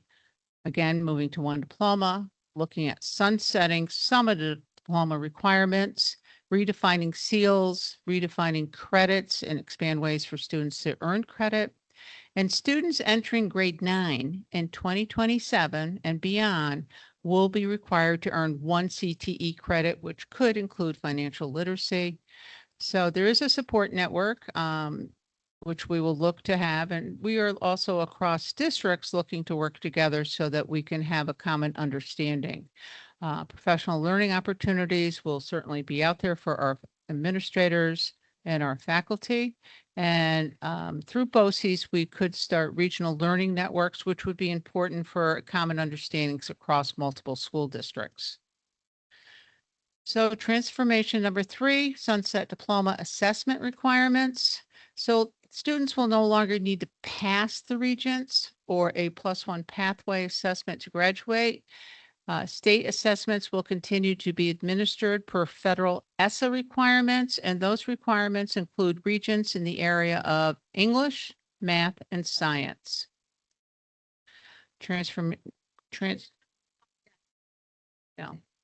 No, those 3 tests will be required for all students. So more information on that to come. But because state takes money from the federal government, Those are the ESSA requirements. So move to one diploma. Districts must confer diplomas to students who satisfy the state requirements. We can add additional seals or endorsements. And so that would be one diploma for all students. Okay, full implementation and scaling up, that's fall 2029. This is on a cohort model. So students get into a cohort by whatever year they attend, the first time they attend ninth grade. So the new system will be phased in and beginning with students who enter ninth grade in 2029 and graduate in 2030. So that would be cohort 2029. Before that, students will be required to meet the standards of the current requirements. The state is looking to do a statewide transcript. So on part of that transcript will be the proficiencies in both Portrait of a Graduate and the prioritized learning standards. So we have seen some best practices from some districts, and that support will continue through the state. And support administration of new assessments aligned to these learning standards and the support of the transcript requirements. So most of this I've gone over. It really is just breaking down the cohorts and what the requirements will be. So the first time it will be fully implemented is with those students in the cohort who are currently in the 7th grade. So we talked at this meeting about the impact New York Inspires will have and the Portrait of the Graduate will have on teaching and learning, and how we need to continue to be ahead of the game by looking at different ways to assess students, by looking at professional development that will support what the expectation is from the state, and really think about the new vision of what school is for students. Performance-based learning and assessments are, there's two, this is the gold standard that was shared with us, the 7 essential project design elements, and then the 7 project-based teaching practices. So that was shared with our teachers. Next steps for our team is and I did work with the curriculum council, and I'll be working with the principals about how to make sure that all teachers are kept abreast of what is necessary, and also to support the professional development needs that will be necessary to make sure that we work forward on this and are future focused and ahead of what the state expects. So. Thank you. Yeah, I see this as transformational to our system. I think we've been doing the same thing in our New York educational system for quite a long time. So I see this as a beginning to really change what the outcomes and what classrooms look like and what the end result looks like for our students. And as you know, we've done a lot of this work to get ready for it. So I feel like as a district, we're in a really good place to continue to provide that innovation and what's happening in classrooms. A lot of these gold standards that you see up here is already occurring. And a lot of our principals have already created spaces and the atmosphere and the risks that teachers can do to put a lot of this in place. So anybody have any questions? I'm sure you have a lot of questions, but we'll keep you aware as we go through this. Again, we have a strategic planning group that is going to be completely focused on this throughout the course of the year.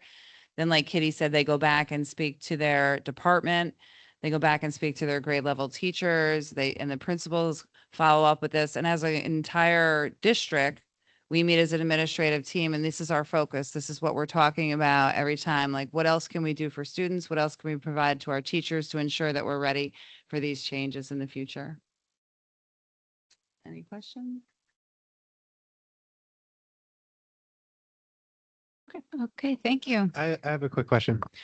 Just wondering, so I know Red Hook is doing a lot of these things and innovating, and we'll look to leverage a lot of what we're doing to meet the parameters of this.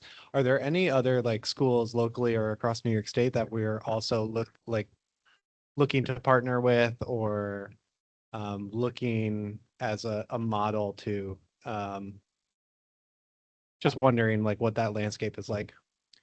Yeah, I think, well, I know Kitty can speak to this a little bit too after me, but yes, we go to conferences with people throughout the state, but also we go to national conferences, which sometimes I think is really important as well to see what other states are doing.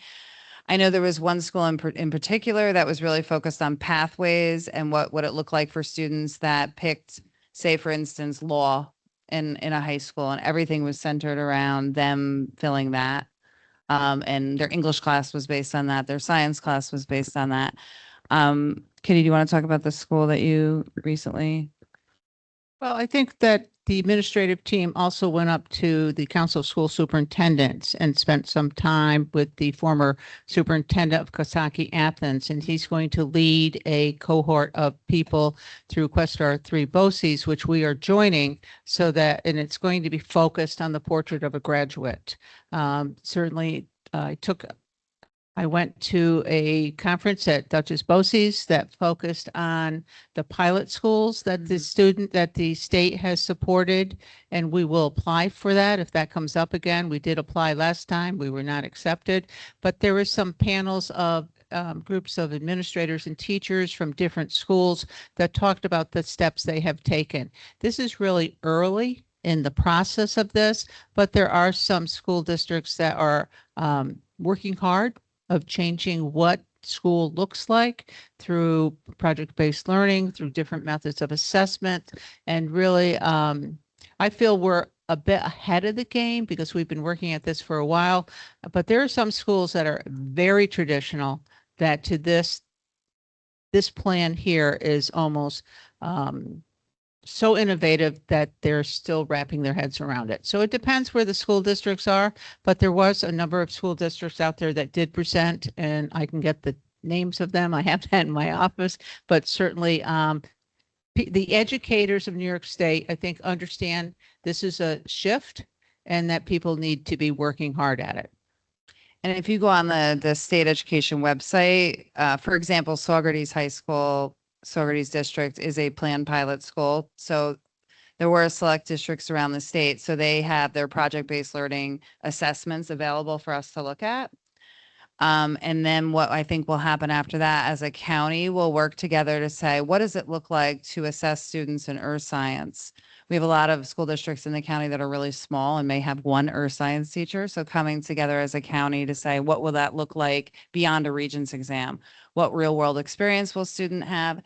One of the biggest obstacles I see in this, and I really hope the state addresses, is that there's this concept of seat time. So students need to sit in front of a science teacher for a particular amount of time throughout the school year in order to receive credit.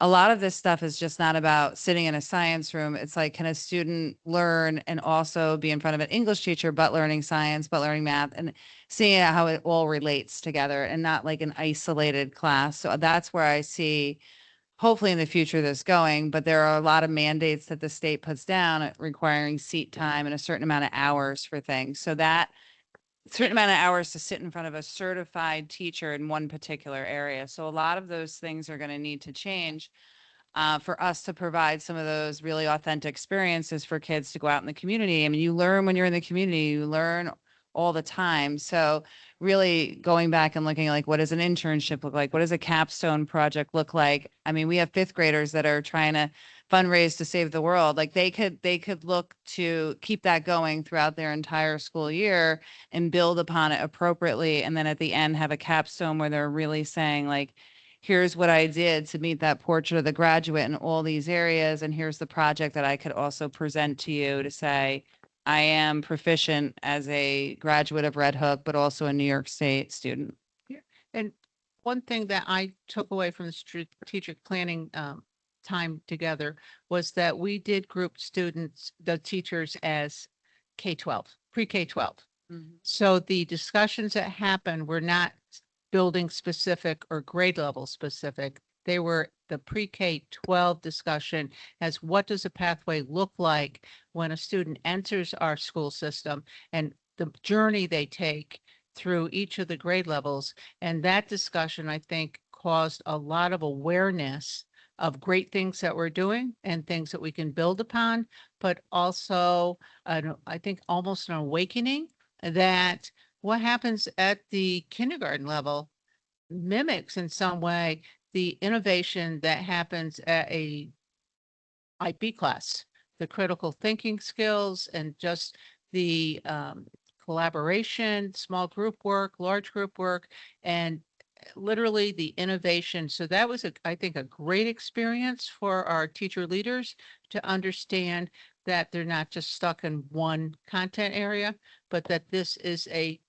opportunity to grow the wonderful things we're doing, but make sure that we can forward plan it and then backward chain plan it so that the foundational skills are forever developmentally appropriate for our students and can be built upon from pre-K all the way up through grade 12. So I found that to be a wonderful takeaway, and I've heard a lot of conversation about that with our teacher leaders that joined us for that strategic planning day. Kind of more simple question. So we have our rater profile, and then the language is pretty similar. Will districts be asked to kind of adopt exactly this language? Just curious, because that would be. So yes, that has been a very hot topic. So we've gone back and forth about that. I don't think we've really landed at this point. We've had the discussion that the New York State Portrait of the Graduate, that language that under each of those categories what will appear on a transcript. So we have to get really used to that language and what goes into that. But we also have already branded our district in such a way that people recognize that and know that. So we're really looking to see how they connect and what that visual would look like. So yes, that is right where we're at of figuring out, not abandoning our identity. And also the state will say, don't abandon what you've already done. Yeah, don't abandon what you've already done, but also we have to make sure that we're all familiar with this language so that if students are going to be assessed on this, we all have to be really clear that, language matters. What we use to our students from the beginning matches this. So they're not seeing it for the first time when they get their transcript and stuff. So yeah, that's exactly what we're thinking. And we did a gallery walk with the state portrait of a graduate and how it kind of relates to ours. But what does that mean? What does that language mean? So teachers had the opportunity for each of those attributes to write down, what does it mean? What do you wonder about? So it was really kind of an awakening and understanding of the state portrait. And then the next year we'll be working on how does that work together with ours without abandoning our identity. So there's work to be done, but I think there's excitement about the work. So we're really looking forward to it. Thanks. And I like the rater profile. I can't leave that, right? My elementary people back there. Okay. With that said, that brings us to our first recognition of visitors. We just ask that you please come to the podium, state your name, and gentle reminder to please refrain from using the names of students or staff members in your comment, and just adhere to our 3-minute per speaker. We'll just kind of give you a wave when you get close to your 3 minutes. Okay, thank you.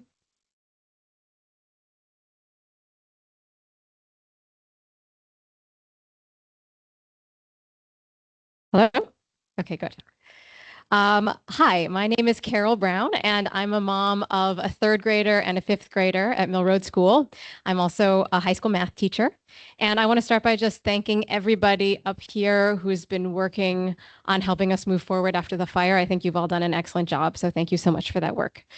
I'm here today, as you probably know, on behalf of a group of parents who first came together around the district's Red Hook Reads initiative based on the anxious generation. And we have now about 70 members, all parents in the district, who are united in our desire to work for thoughtful uses of digital technology and screens in our schools. We feel very lucky that our district takes these issues seriously, and we are grateful for the many open conversations we've had with board members, school leaders, and administrators. The district has seen many positive changes in technology this school year, including the bell-to-bell cell phone ban, the removal of laptops from the middle school lunch period, the delay of issuing laptops for students to take home until the second half of sixth grade, the installation of Jamf web filtering software on every school-issued device. All of these steps were significant and greatly appreciated. So too is the district's decision to form a technology task force starting in the fall. The movement toward more thoughtful tech use in schools is bipartisan, and it's gaining momentum in school districts and states, red, blue, and purple nationwide. Last month, the Department of Health and Human Services released a Surgeon General's warning on screen use, urging families, schools, and other institutions not to wait for more information, but to act now. This research-based document calls on schools to invest in physical textbooks, to assign work in books or on paper whenever possible, and to limit screen use to enable distraction-free learning. After speaking with many students and parents, our group is making an urgent request that the one-to-one laptop program, at least in its current form, be delayed until ninth grade. We are asking Dr. Smith, with support from the district and the board, to please take swift action and seriously consider switching by this fall to a model where laptops in the middle school stay on carts to be brought out by teachers and checked out by students for specific tasks that truly benefit from being done on a computer, while other assignments are completed on paper and in books whenever possible. When I'm done, you'll hear from more parents to help explain how we came to this conclusion. We appreciate that the one-to-one laptop program was undertaken in a spirit of equity and provides an essential resource for families in need of devices for their students' home use. We hope this can continue. Like many districts, Red Hook is now several years into an initiative that greatly increased the role of digital technology in our students' academic lives. As with any new initiative, it's important to stop and take stock of costs and benefits and to adjust course if needed. Thank you. Thank you.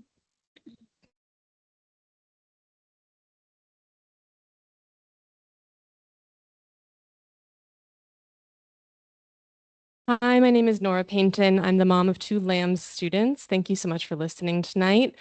I'd like to share a brief and non-comprehensive list of some of the games that are available to LAMS students on their laptops at school. Grand Theft Auto 5, Horror Nun, Granny vs. Baby, Five Nights at Epstein's, Undead Corridor. That's a zombie first-person shooter game that my son has played in class.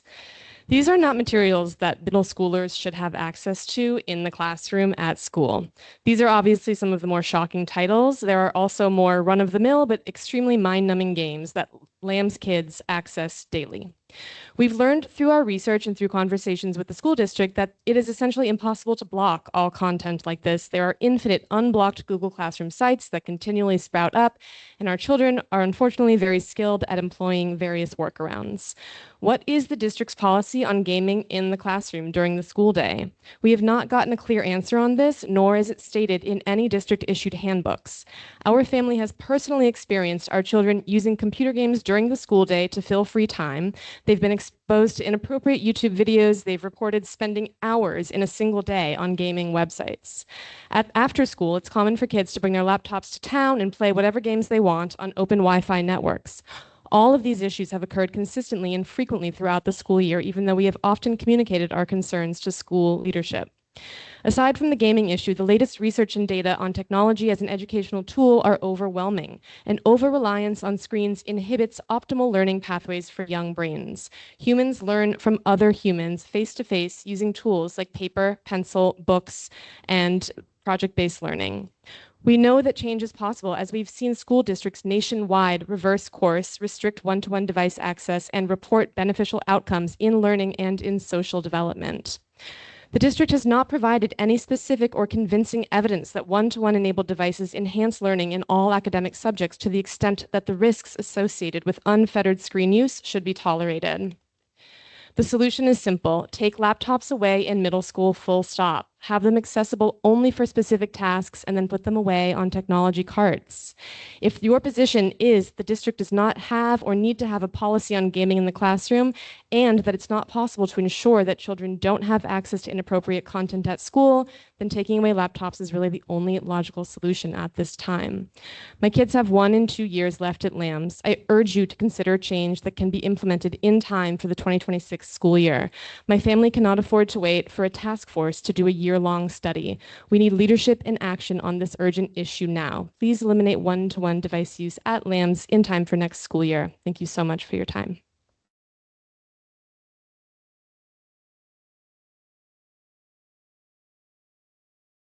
Hi, everyone. My name is Liz Munsell. I am mom to an awesome first grader, if I may say, who has had 2 absolutely idyllic, ideal years here at Mill Road. My partner and I are so grateful to Dr. Boyd and Mrs. Strothman and really all the staff that we've interacted with over the last 2 years. We have seen them truly enact the excellence that attracted us to the district in the first place. And for this, we cannot be more grateful. With this as our baseline, we have been dismayed to learn that children as young as 10 and 11 years old have access to laptops and exposure to digital media that frankly cuts childhood short, that have been proven to have negative mental health impacts, and that even diminish the educational processes progress that they can make by reducing their attention spans. I acknowledge the educational benefits that these devices can have, but to me and my family, the benefits quite simply outweigh the risks. Do not outweigh the risks. My partner is a professor at Bard College, and in recent years, he has seen his students arrive at college able to read whole books, unable to make it through a full duration of class with their devices at their fingertips. This generation of college students were frankly subject to a cruel experiment. What happens when you give developing minds over to nearly an unfiltered world and don't provide enough protections against big tech's powerful interests and addicting their mind to their products. We are here today to say that the experiment must cease. Device usage should be aggressively peeled back and ask for the end to one-on-one devices in the middle school. I want to close by thanking the administrators and teachers who have opened themselves to dialogue with us on technology use in the classrooms. Your ability to respond to the latest research and parent input and pivot would be a true embodiment of the gold standard that Red Hook is known for. Thank you very much.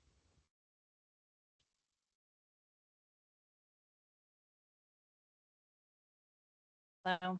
My name is Stephanie Valley. I'm the parent of 3 children associated with Red Hook Schools, 2 recent graduates, and our 5-year-old that is finishing a really wonderful year in pre-K. I'm here also on behalf of Red Hook's parents for Thoughtful Tech. As a current Mill Road parent and also the incoming PTA president, I am deeply grateful for the openness and partnership of Dr. Boyd and Mrs. Strothman have had on this issue. Last month, we hosted an inaugural and successful parent advisory committee meeting at the elementary school that over 30 parents attended at 8 p.m. in the evening to have a collaborative dialogue with school leadership around tech. I'm hopeful about the openness expressed by Dr. Warden about the future collaboration with parents on the issue via the Tech Task Force. The use of technology by students is complex and evolving with an unbreakable tether between home and school. With our older daughters about 10 years ago, the promise of technology offered an allure that was hard to turn away from, and there was a sense of ensuring that your child didn't get left behind. But when we know better, we do better. And nationally, we've seen the promise of educational and childhood technology evaporate into flat and declining test scores, limited attention spans, a loss of critical thinking and executive function, and a youth mental health crisis. We will make different choices with our 5-year-old.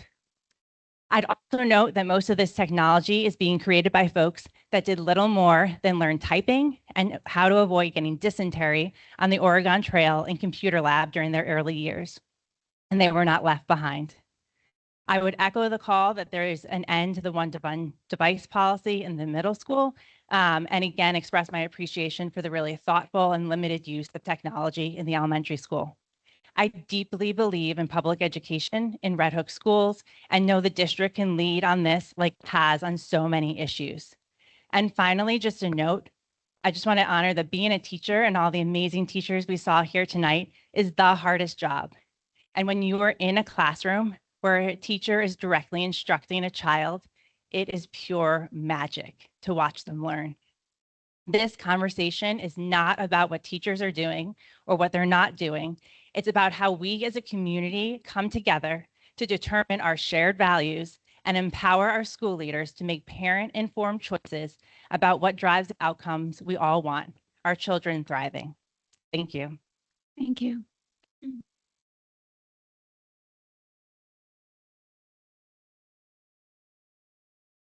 Hello, my name is Betsy McCall, and I'm the proud parent, along with my husband, Matt Verilli, of a Mill Road second grader. These are excerpts from a letter to the Board of Ed from Amy Kutea, who is unable to attend tonight's meeting. The full letter has been emailed to the board and the district clerk. Dear members of the Board of Education, I'm writing as a concerned parent of a rising sixth grader to respectfully urge the board to take immediate action regarding the use of one-to-one devices, such as iPads and MacBooks, in all classrooms from pre-K through 8th grade. I'm particularly concerned about reports I hear from middle school students and their families regarding robust usage of devices for homework, excessive access to gaming while in WIN and other classrooms, and general accessibility to YouTube while on school property. Recent evidence has raised significant concerns about the widespread use of these devices and their impact on children's health, learning, and overall well-being. The U.S. Surgeon General's warning clearly outlines the harms of excessive screen use, highlighting increased distraction, decreased attention spans, and negative effects on mental health. Nationwide, student achievement has declined in reading and math, as reported by the nation's report card in 2023. This decline corresponds with increased screen time and device dependence in classrooms. Organizations and leaders all over the country are hinting at a movement towards reduced screen usage in schools and greater policy restrictions, including Governor Hochul, the American Federation of Teachers, and the New York State United Teachers. Given these facts, I request the following immediate policy changes to be enacted prior to the 2026-2027 school year without waiting on state mandates, BoCE's guidance, or other outside authorities. The Red Hook School District has a great opportunity to present itself as a thought leader by implementing immediate and impactful changes. Eliminate one-to-one device access for all students in pre-K through 8th grade. Implement a strict gaming ban on all school-issued devices. Restrict all YouTube access for students in these grades on school devices. Make available device-specific browser history for device usage on school property at the request of a parent. Ensuring a healthy, focused, and distraction-free learning environment should be our highest priority. Please act decisively and swiftly to protect our children's education and well-being by removing one-to-one devices and restricting in-school gaming and YouTube usage for pre-K through 8th grade students. Now is the time to act, not in the coming years when state mandates may or may not trickle down. Thank you for your time and attention.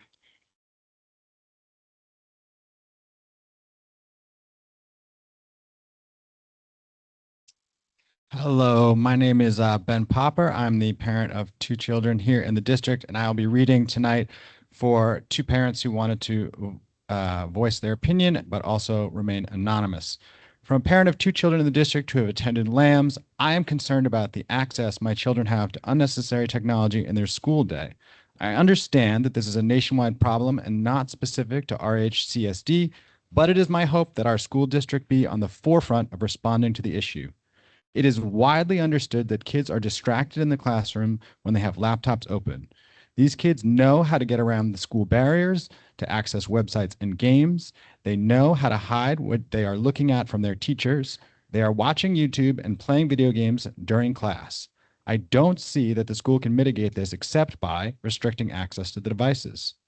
I'm very concerned that the laptops are being intentionally used by staff to keep kids occupied during unstructured time. Like a toddler on an iPad at a restaurant, there is less noise and less bad behavior when kids zone out on their computers. The profound consequence is that students are losing the social and executive functioning skills that they need. After promoting the Anxious Generation book to the group of parents last year, it seems the district has an obligation to support our students in unplugging. Please be a leader in the pushback to digital childhood. And I have one more very short one. From a medical professional and parent of a LAM student, a child of 11, 12, 13 years does not have the impulse control to justify unfettered access to an online universe. It is reckless, and parents should not be expected to be the gatekeepers to a system that they do not have the training or access to police.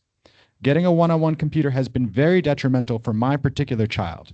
He was an avid reader prior to getting this computer, and the addictive quality of these programs has greatly affected his learning trajectory for the worse.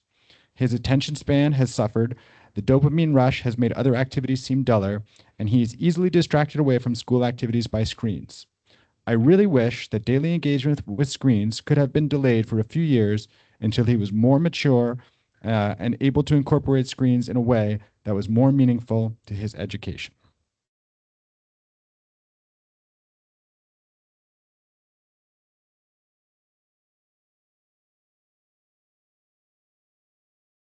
Hi, my name is Aaron Martin. I'm the father of a pre-K student and a 2-year-old, and I'm reading an anonymous statement from a scientist and father of a current LAM student. Computers are uniquely useful for certain things. In the sciences, I have often found them to be particularly helpful for visualization, movies, animations. However, in my experience and that of my son, computers have been used to assign all sorts of work for which the computer had no added value. For example, my son did innumerable simple math exercises on the computer. He dreaded this work, didn't gain appreciable skills from it, and didn't develop any interest in math from it. There have been certain classes where essentially all of the work that my son did was assigned via and completed on the computer. This goes way beyond the scope in which a computer is a useful addition. I did not look forward to my son entering the attention economy via the use of a cell phone. His mom and I carefully planned for when we would buy the phone and eventually settled on close to his 13th birthday. The generous gift from the school grant of a laptop was completely unexpected for us and didn't get as much thought. It began a few years before the cell phone. Unfortunately, this meant that many of the downsides and risks of the attention economy were already playing out in our house at a rate that I wasn't keeping up with. My son started using the computer in his room to do schoolwork during the pandemic. At first, this was very natural and reasonable. Unfortunately, soon he was using it to do work, and very soon he simply refused any parental guidance around whether the computer belonged in the room he slept in at night. I certainly view some of this as a lack of foresight on my part. That said, the last thing that any parent needs right now is another facet of our children's life to police. Even if these machines were not initially designed to plug into our dopamine systems, they have since been highly optimized for this, and it is shockingly difficult for our children to avoid this trap with them, let alone us as adults. It's clear to me that this insidious interaction with computers has directly influenced my son spending less time outdoors and less time in face-to-face interactions with peers, both of which have been shown to have long-term negative consequences for young men. I think both of these outcomes have been to his detriment, and I'm concerned that they will last into the longer term. Thanks.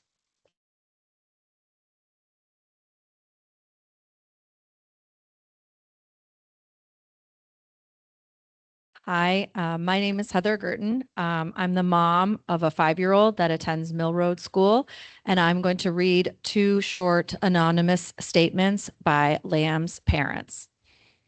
The first one. We don't have major concerns with our child specifically, as he is generally quite responsible, follows rules, and has good self-restraint. As parents watching him try to learn, one concern we have is that he refers to the internet when he has a question rather than to any written materials provided by the school. We also do not have a very good sense of the actual material or scope of what he is supposed to know.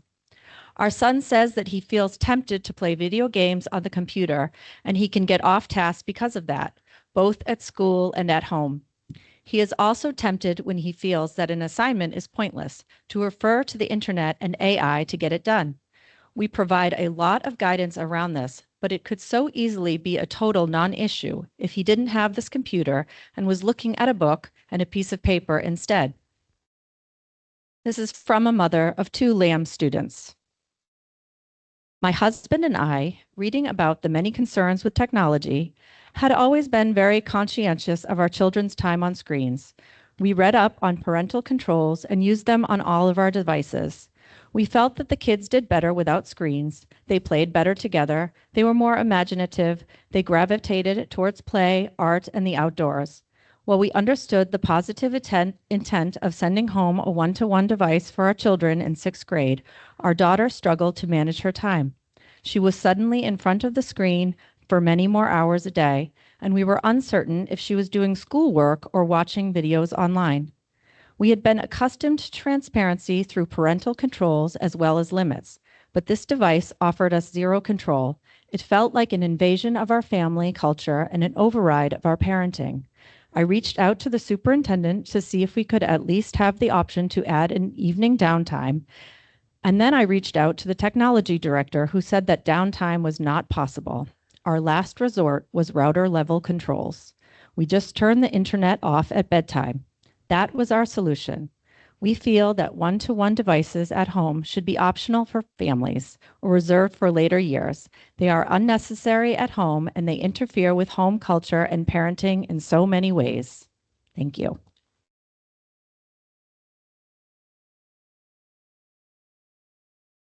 Good evening, everyone. My name is Gigi Gatewood. I am the mom of a 5-year-old in pre-K who is very sad that the school year is ending because she loves her teacher so much. And I'm also a professor at Siena University. I'm going to read 3 short statements from Lamb's parents. Okay, so the first one is a 5th grader in the district. My 5th grade child already has had several ways to bypass computer safeguards, but his middle school friend taught him even more ways to get around the school's security to access content.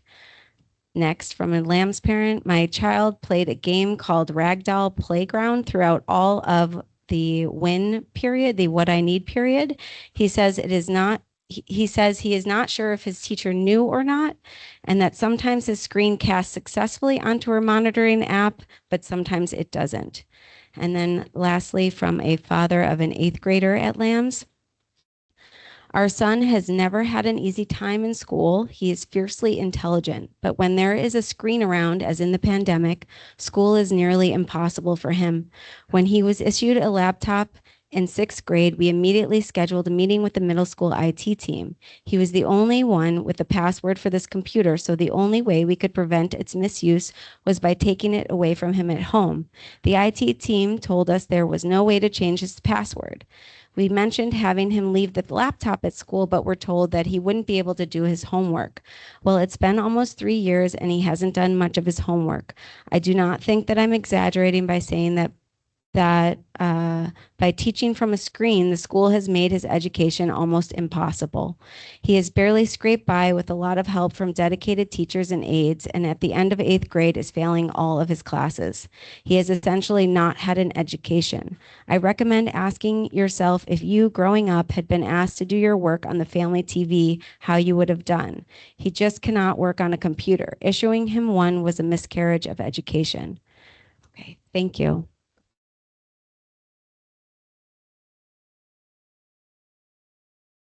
Hi, my name is Sarah M. Bowden. I have 3 kids in the district, 3rd grader, 8th grader, and 10th grader. I wasn't going to speak tonight. I actually came because you had such a wonderful full agenda, and there were many things I wanted to watch, including some of those wonderful tenured teachers, many of whom my kids have had and really loved in class. But I am part of the Red Hook Screens group, and I'm one of the only parents there who has a high schooler. So I've tried to weigh in occasionally, and I did want to say a couple of things as I was listening to everyone else's statements. I want to thank Carol especially for her wonderful leadership of that group. Groups like that only happen because someone is dedicated enough to keep the emails going and keep talking to administrators. And I want to thank you all for also listening. And I also want to say, as a parent of a high schooler, thank you so much for everything you've done with the fire. And I think it's really relevant as we think about how quickly the high school was able to pivot to remote learning, right? This topic. And it's been on my mind a lot because I also have an 8th grader and this conversation about the Lambs laptops. And I don't think that there's an easy solution, and I don't envy anybody who's going to be in a decision-making seat for these topics. But I do think what's important is that we think about some of the things you said, Janet, about what's the identity of Red Hook amongst all the guidance from the state, right? What do we believe is best for our students and also helps them meet the benchmarks and the learning goals that we have, right? The thing that I want to point out is that when the bell to bell cell ban happened, I thought that's great. Something that happened almost right away, my high school reported that what happened was kids just pulled out their laptops at lunch and immediately were doing shooter games, like somebody said, and other games that left other kids out at the table. And that tells me, I'm sure I hope that went away over time. I don't know, because he spends every lunch with Mr. Barnett, as somebody else said. But it tells me that we maybe haven't thought through, and I don't mean just us, I mean as a state, if the purpose of the bell to bell ban is to help students be more social with each other and to put away their devices, we need to do more guidance, because then they've got the laptops and they just pull those out instead, because unfortunately they have already made an arc toward device orientation. That's just real, and that's happening at our homes as well as our schools. So I'd just love to see us be a little bit more consistent. Also with, there's the wait until 8th pledge, right? But if we're introducing laptops in 6th grade, then again, as many people have said, we're immediately putting devices in people's hands that we've said, maybe you shouldn't have a cell phone till 8th grade, but you can have a laptop. The issue of parents not being able to interact with the laptop controls has also been an issue, not in our house, but I know for many friends. I think the last thing I'd say is that a lot of the workshops and guidance that you have helpfully provided for families often are in a time-bound format. So they're on an evening or during the school day, sometime when if you are busy and you can't make it, there's no way to access that resource. And I think we need more conversations as a district and with families together, like we had at the library with the Anxious Generation book reading group, to really talk through these things together. And I say this to everybody at the school that I can talk to about this. I wish you would do more surveys and more times when you ask for families' feedback. The one night you do with I forgot what it's called, but at the Lamb's cafeteria where you have people sit at the tables, it's not enough. You need more feedback from people to find out how they're handling these things, especially tech. I think the final thing I'd say is just, I'm personally not a big fan of a lot of the limits people want to place on tech, especially in high school, because it's going to be so necessary for workforce and college readiness. And so I don't envy you again for the decision making you're going to have, but I just urge you to really think carefully about what the identity of Red Hook is and what we really want our graduates to experience as they go through the school. Thank you.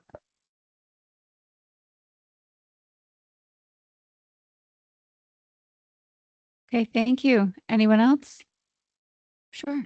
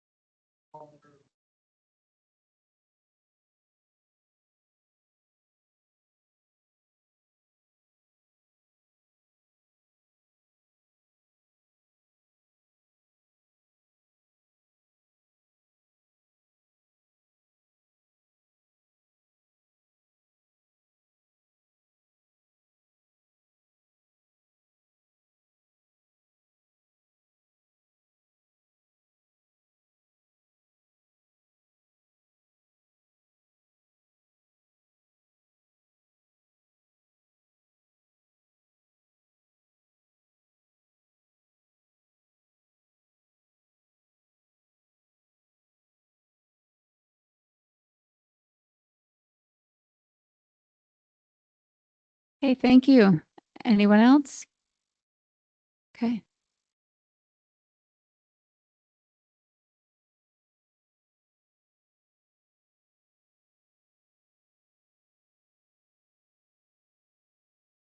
Good evening. My name is Rex Bridges. And for those of you who are not familiar with it, I would like to introduce you to June as Fidelity Month. I have some reflections by its founder, who is Professor Dr. Robert George, McCormick Professor of Jurisprudence and Director of the James Madison Program in American Ideals and Institutions at Princeton University. A mouthful, to say the least.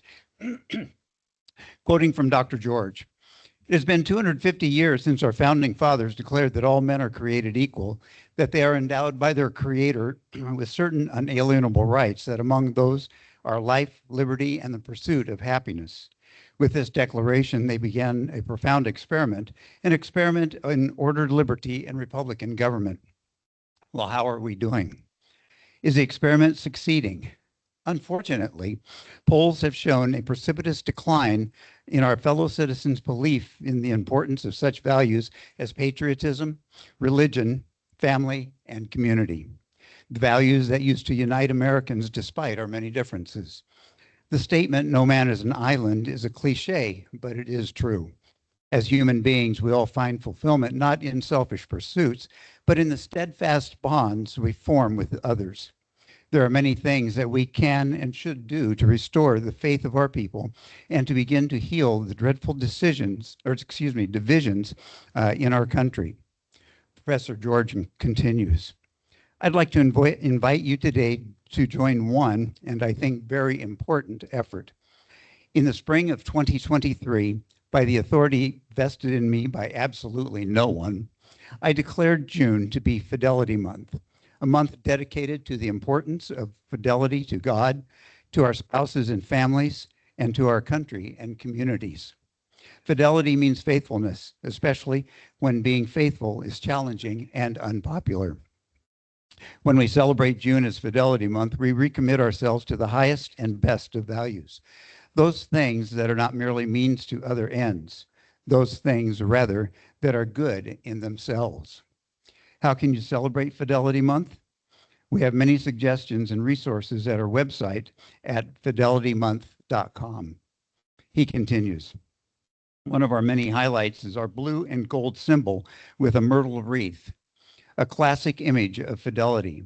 This can be used in all the ways the symbols are used these days, and so we invite you to join the many who display that symbol during June as a temporary profile or banner photo on your social media accounts, unquote. Continue on, there are some other things that he has as well. Being able to get to the Facebook group that they have, Fidelity Month Facebook group, sharing various things on and following on social media. Yep. Okay. Thank you. I'm going to do the last sign off on this. Oh, okay. Thank you.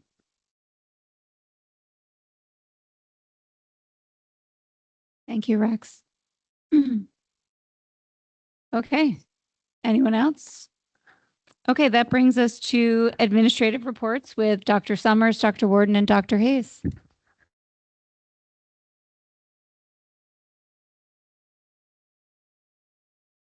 Speech.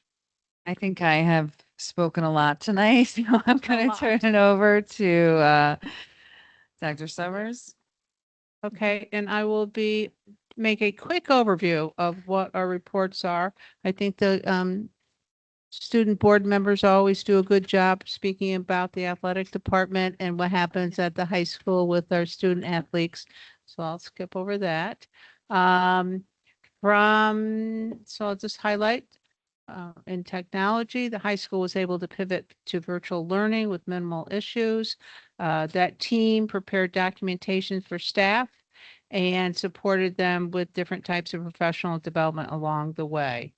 Linden Avenue Middle School, they certainly have a lot going on there also. They did a 6th grade trip to medieval times that was very culturally supportive of the medieval history and culture. 8th grade moving up ceremony. There'll be more information coming out about that. They certainly are focused on school safety there. They have met all the requirements for lockdowns and different drills. And I'm moving on to the Mill Road board report. I know there's a lot going on in all these schools. So with curriculum instruction, the 2nd graders had a great experience participating in an interactive toolbox build hosted by the Northeast Construction Trades Workforce Coalition. And we certainly saw those wonderful 2nd graders carrying their toolbox out to the buses. Very proud moment, certainly a lot of hands-on skills with that associated with that project. They continue to take enriching field trips. I know the 4th graders did the historic tour of historic Red Hook, and there was professional development provided by Elmendorf during the superintendent's conference day. Also, the 5th grade took a visit to the Liberty Science Museum. So there was the annual end of the year events, a lot going on here and in each building. The annual gallery art walk, there was a ton of people here for that and artwork throughout the building. It was highly organized and it really did display a diverse array of student work through different art mediums. They did the Buddy Wellness Day. That's where, and they've done this a number of times this year, the Buddy Days, where the older kids work with the younger kids and it really builds strong relationships. Spring concerts and celebrations continue. Certainly a lot of artistic growth and talent in our school district. And I think they're looking forward to having monkey bars set up in the outdoor and an outdoor classroom for next year. And that's a summary of that. And at the high school, certainly there's a lot going on at the high school, and that's been mentioned by our superintendent. Thank you, Dr. Warden.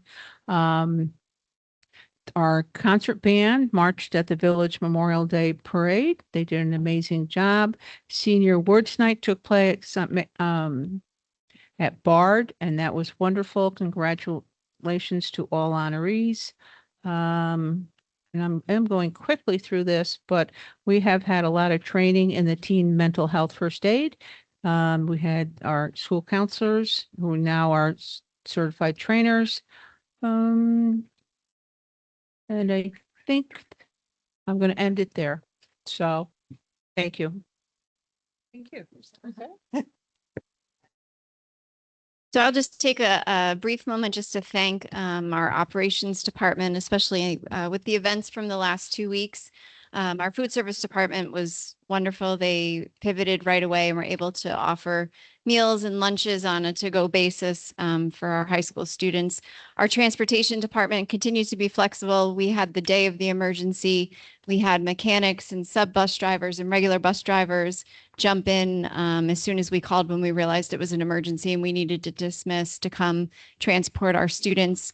And they continue to be flexible with a lot of changes in routes and times in different locations to get students to where they need to be for their upcoming events, for the Regents exams. So I wanted to thank everybody that pitched in for that. We continue to partner with Advanced Disaster Recovery. They are the company that's in the high school cleaning. They shut up within hours of the fire and they have not left in the last 2 weeks. We are in constant communication and they are very responsive to whatever reports we get back in different areas of the high school building that need to be cleaned. So they really have been wonderful. We, as you know, had planned work this summer in those bathrooms for renovations. That work will continue and is on schedule. So we will be able to do the work that was planned. And in the midst of all this, it got lost a little bit, but we are making progress with the fields. So if you've driven by the high school at all, you'll see that field 1, which is the field inside the track, is completely dug up. They started to dig up the track. So we are on schedule with that, which is exciting.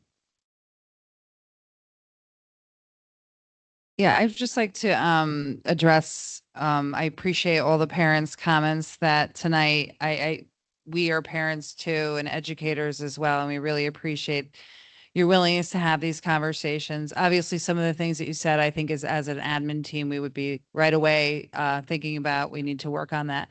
I also just want to point something out that I'm sure many of you know, is that because we're a public school, we also follow the learning standards from the state. So I would also encourage this group to advocate at that level, because in kindergarten through 12th grade, we have computer science standards, we have digital fluency standards that start in kindergarten. So we're talking about teaching about cybersecurity all through the entire band, as well as addressing network, system design, computational thinking. And a lot of this stuff could take place in our STEAM labs with hands-on learning, but a lot of them are directly related to using a computer. So it takes a big force of people to change the state education department and what they expect us to teach. And it's happened. So I appreciate everybody's advocacy. And we really want to be thoughtful about this. We obviously learn alongside you about the effects, and certainly we would never want to put our students in any way to jeopardize that. So we appreciate that. We do have a lot of plans to talk as a group. It does take a while to develop a really good policy that has the correct influence to then bring to the Board of Education for their approval.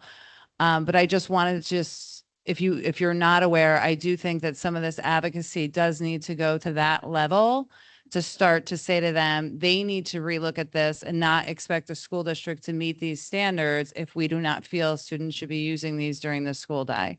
So I just wanted to make sure that we pointed that out. And I appreciate people's understanding about more surveys, more input as we go forward, because I think as a community, we really do need to say, is this what we want for each of our students? And also then really need to say, what does society expect our students to know when they graduate? So we have an expectation also for our students when they graduate that we're also preparing them for jobs of the future. So it is not an easy answer. And I do appreciate all the parents coming out tonight to know that we have people that are we're gonna bounce ideas off. We're gonna have this great discussion and then end in a place that works for our district. But we also appreciate the advocacy beyond our district so that we can move away maybe from some of these standards and go back and focus on other things that matter in our classrooms. So thank you. Appreciate all of you. Yeah, we don't have a BOE comment section. Oh, is it later? Yes, it's coming.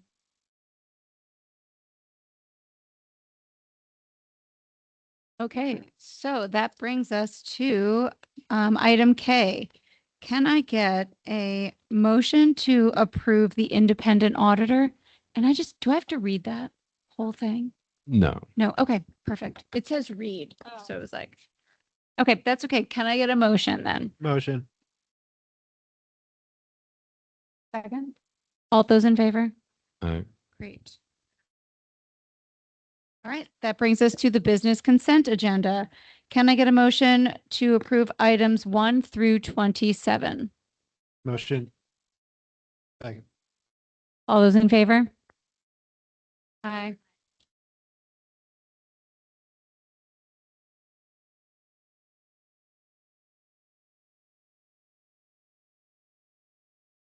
Okay. And policy review. Can I get a motion on the second read of the wellness policy 5661? I have second on here. Okay. It's a first read? Yeah, first read. Okay, first read then. Can I get a motion? Motion. Second. All those in favor? Okay, and then that brings us to Board of Ed review. Is there any new business that anybody would like to discuss? Any comments? Yeah, I'd like to remind everybody that June is also Pride Month to celebrate our LGBTQ students, people, everyone. I've been on the board 6 years, and I'm a little surprised at some comments that I heard that probably slipped over some people's heads. Fidelity Month, and I refer to the Washington Times. For those wary of Pride Month, take heart. In swaths of the country, June's undergoing a refresh. In Arkansas and Utah, it's Fidelity Month, and it's an attempt to shift things away from pride.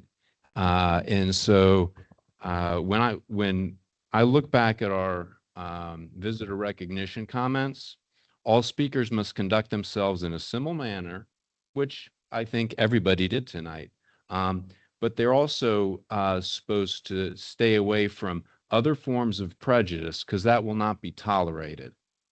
And after 6 years on the board, I think this is the first time that I have seen someone have the nerve to come to speak and, from my perspective, speak with prejudice against some of our students. And I find that disheartening. So in case that just slipped over some people's head, I just wanted to make sure everybody knew what Fidelity Month was. Thank you, Russ.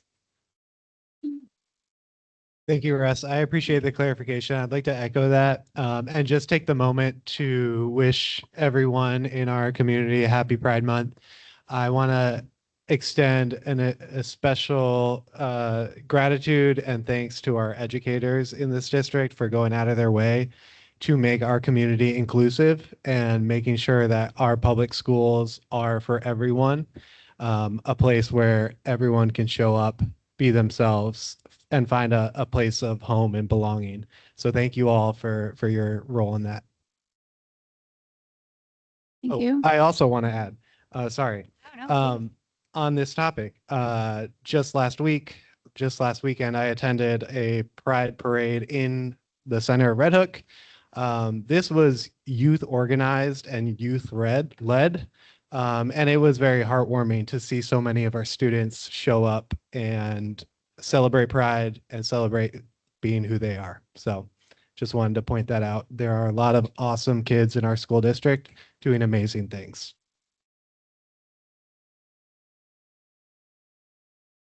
Up a quick topic. There's been so much positive, and I certainly don't want to end on a negative, but I have to bring something to just remind the board. The communication from the school has been outstanding. I've gotten tremendous compliments on the handling of the incident around the fire. We definitely have had a lot of news press coverage. I do want to state that the board has an obligation to honor the approved periodicals that we use every year, which I believe are the Daily Freeman and the Poughkeepsie Journal. We have partnered with a local paper that everyone's familiar with, the Daily Catch. I think we've given them tremendous access. But I did receive 2 phone calls from parents who were very, very concerned and upset about what they are calling borderline harassment of students to find a story. One was off campus at Poets Walk, literally following their students, asking questions, identifying themselves as reporters, and asking very targeted questions. I asked the parents to come tonight. They were not comfortable, so I felt obligated to speak on their behalf. Again, I think we've extended great partnership, and the Daily Catch has done some excellent coverage, but they've also done some irresponsible coverage. And I just need to make sure we all remember, when you're in July and we're not here, you have a conversation about those periodicals. It's a responsibility to protect our students, and that extends beyond, the school. And I just felt like I compelled to bring that forward. I think we've given them a lot of access to this time, but I also understand that there have been unreasonable requests for information and access that we are not obligated to give. And we've been told, or the requests have come in the form of, we are obligated to taxpayers that read the Daily Catch. Let me be clear, the school is not obligated to the catch-all readers of the Daily Catch. We are obligated to our community in our communication. So I just want to make that very clear, that we're all on the same page, and I hope you carry that forward when the new board begins. So I felt compelled, but I know that's not the most positive statement, so I want to thank everybody for listening. No, but it's an important one. So thank you. Okay. Yeah, we will be putting out communication to our families if they feel uncomfortable about being approached, and what ways they can discuss that with their children. Although it's not illegal, it can be also seen as unethical. So my job is obviously first and foremost to protect students. So we just want to make them aware of what they could do and what they can say. And I agree, it has been a tremendous amount of time spent answering questions when our focus needs to be communicating with our families about next steps. So I appreciate that.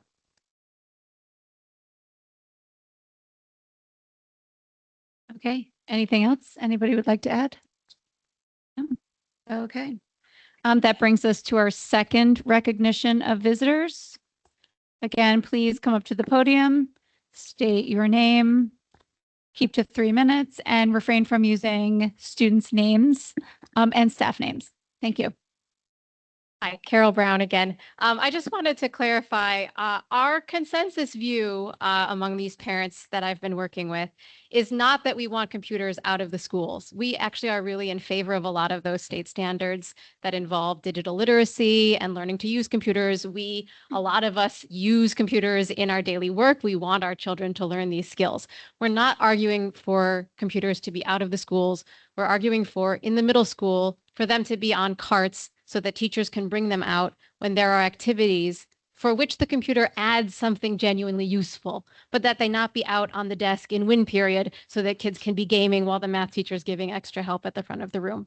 So we are doing advocacy at the state level about things like the fact that little children at Mill Road have to take their tests electronically. I don't think that's ideal. We're going to be talking about other state standards. We're meeting with state senators and so on. We are advocating at the state level, but we don't want computers out of the schools. That's not at all our goal. Thank you. Thank you.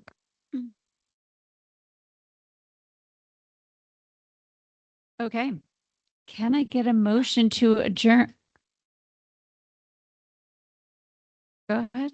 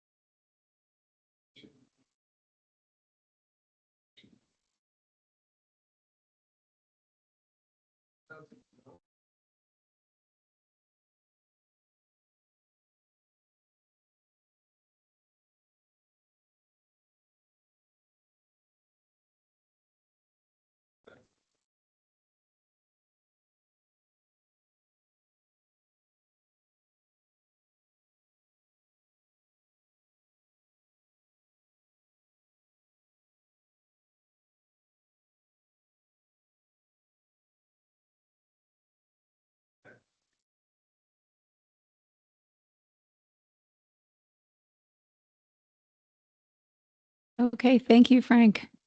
Okay, can I get a motion to adjourn? Oh. Can I get a motion at this end of the Motion. table? And a second? All those in favor? Any opposed? Kidding. We'll support it. We'll adjourn. All those in favor of adjourning? Thank you, everyone. Yeah.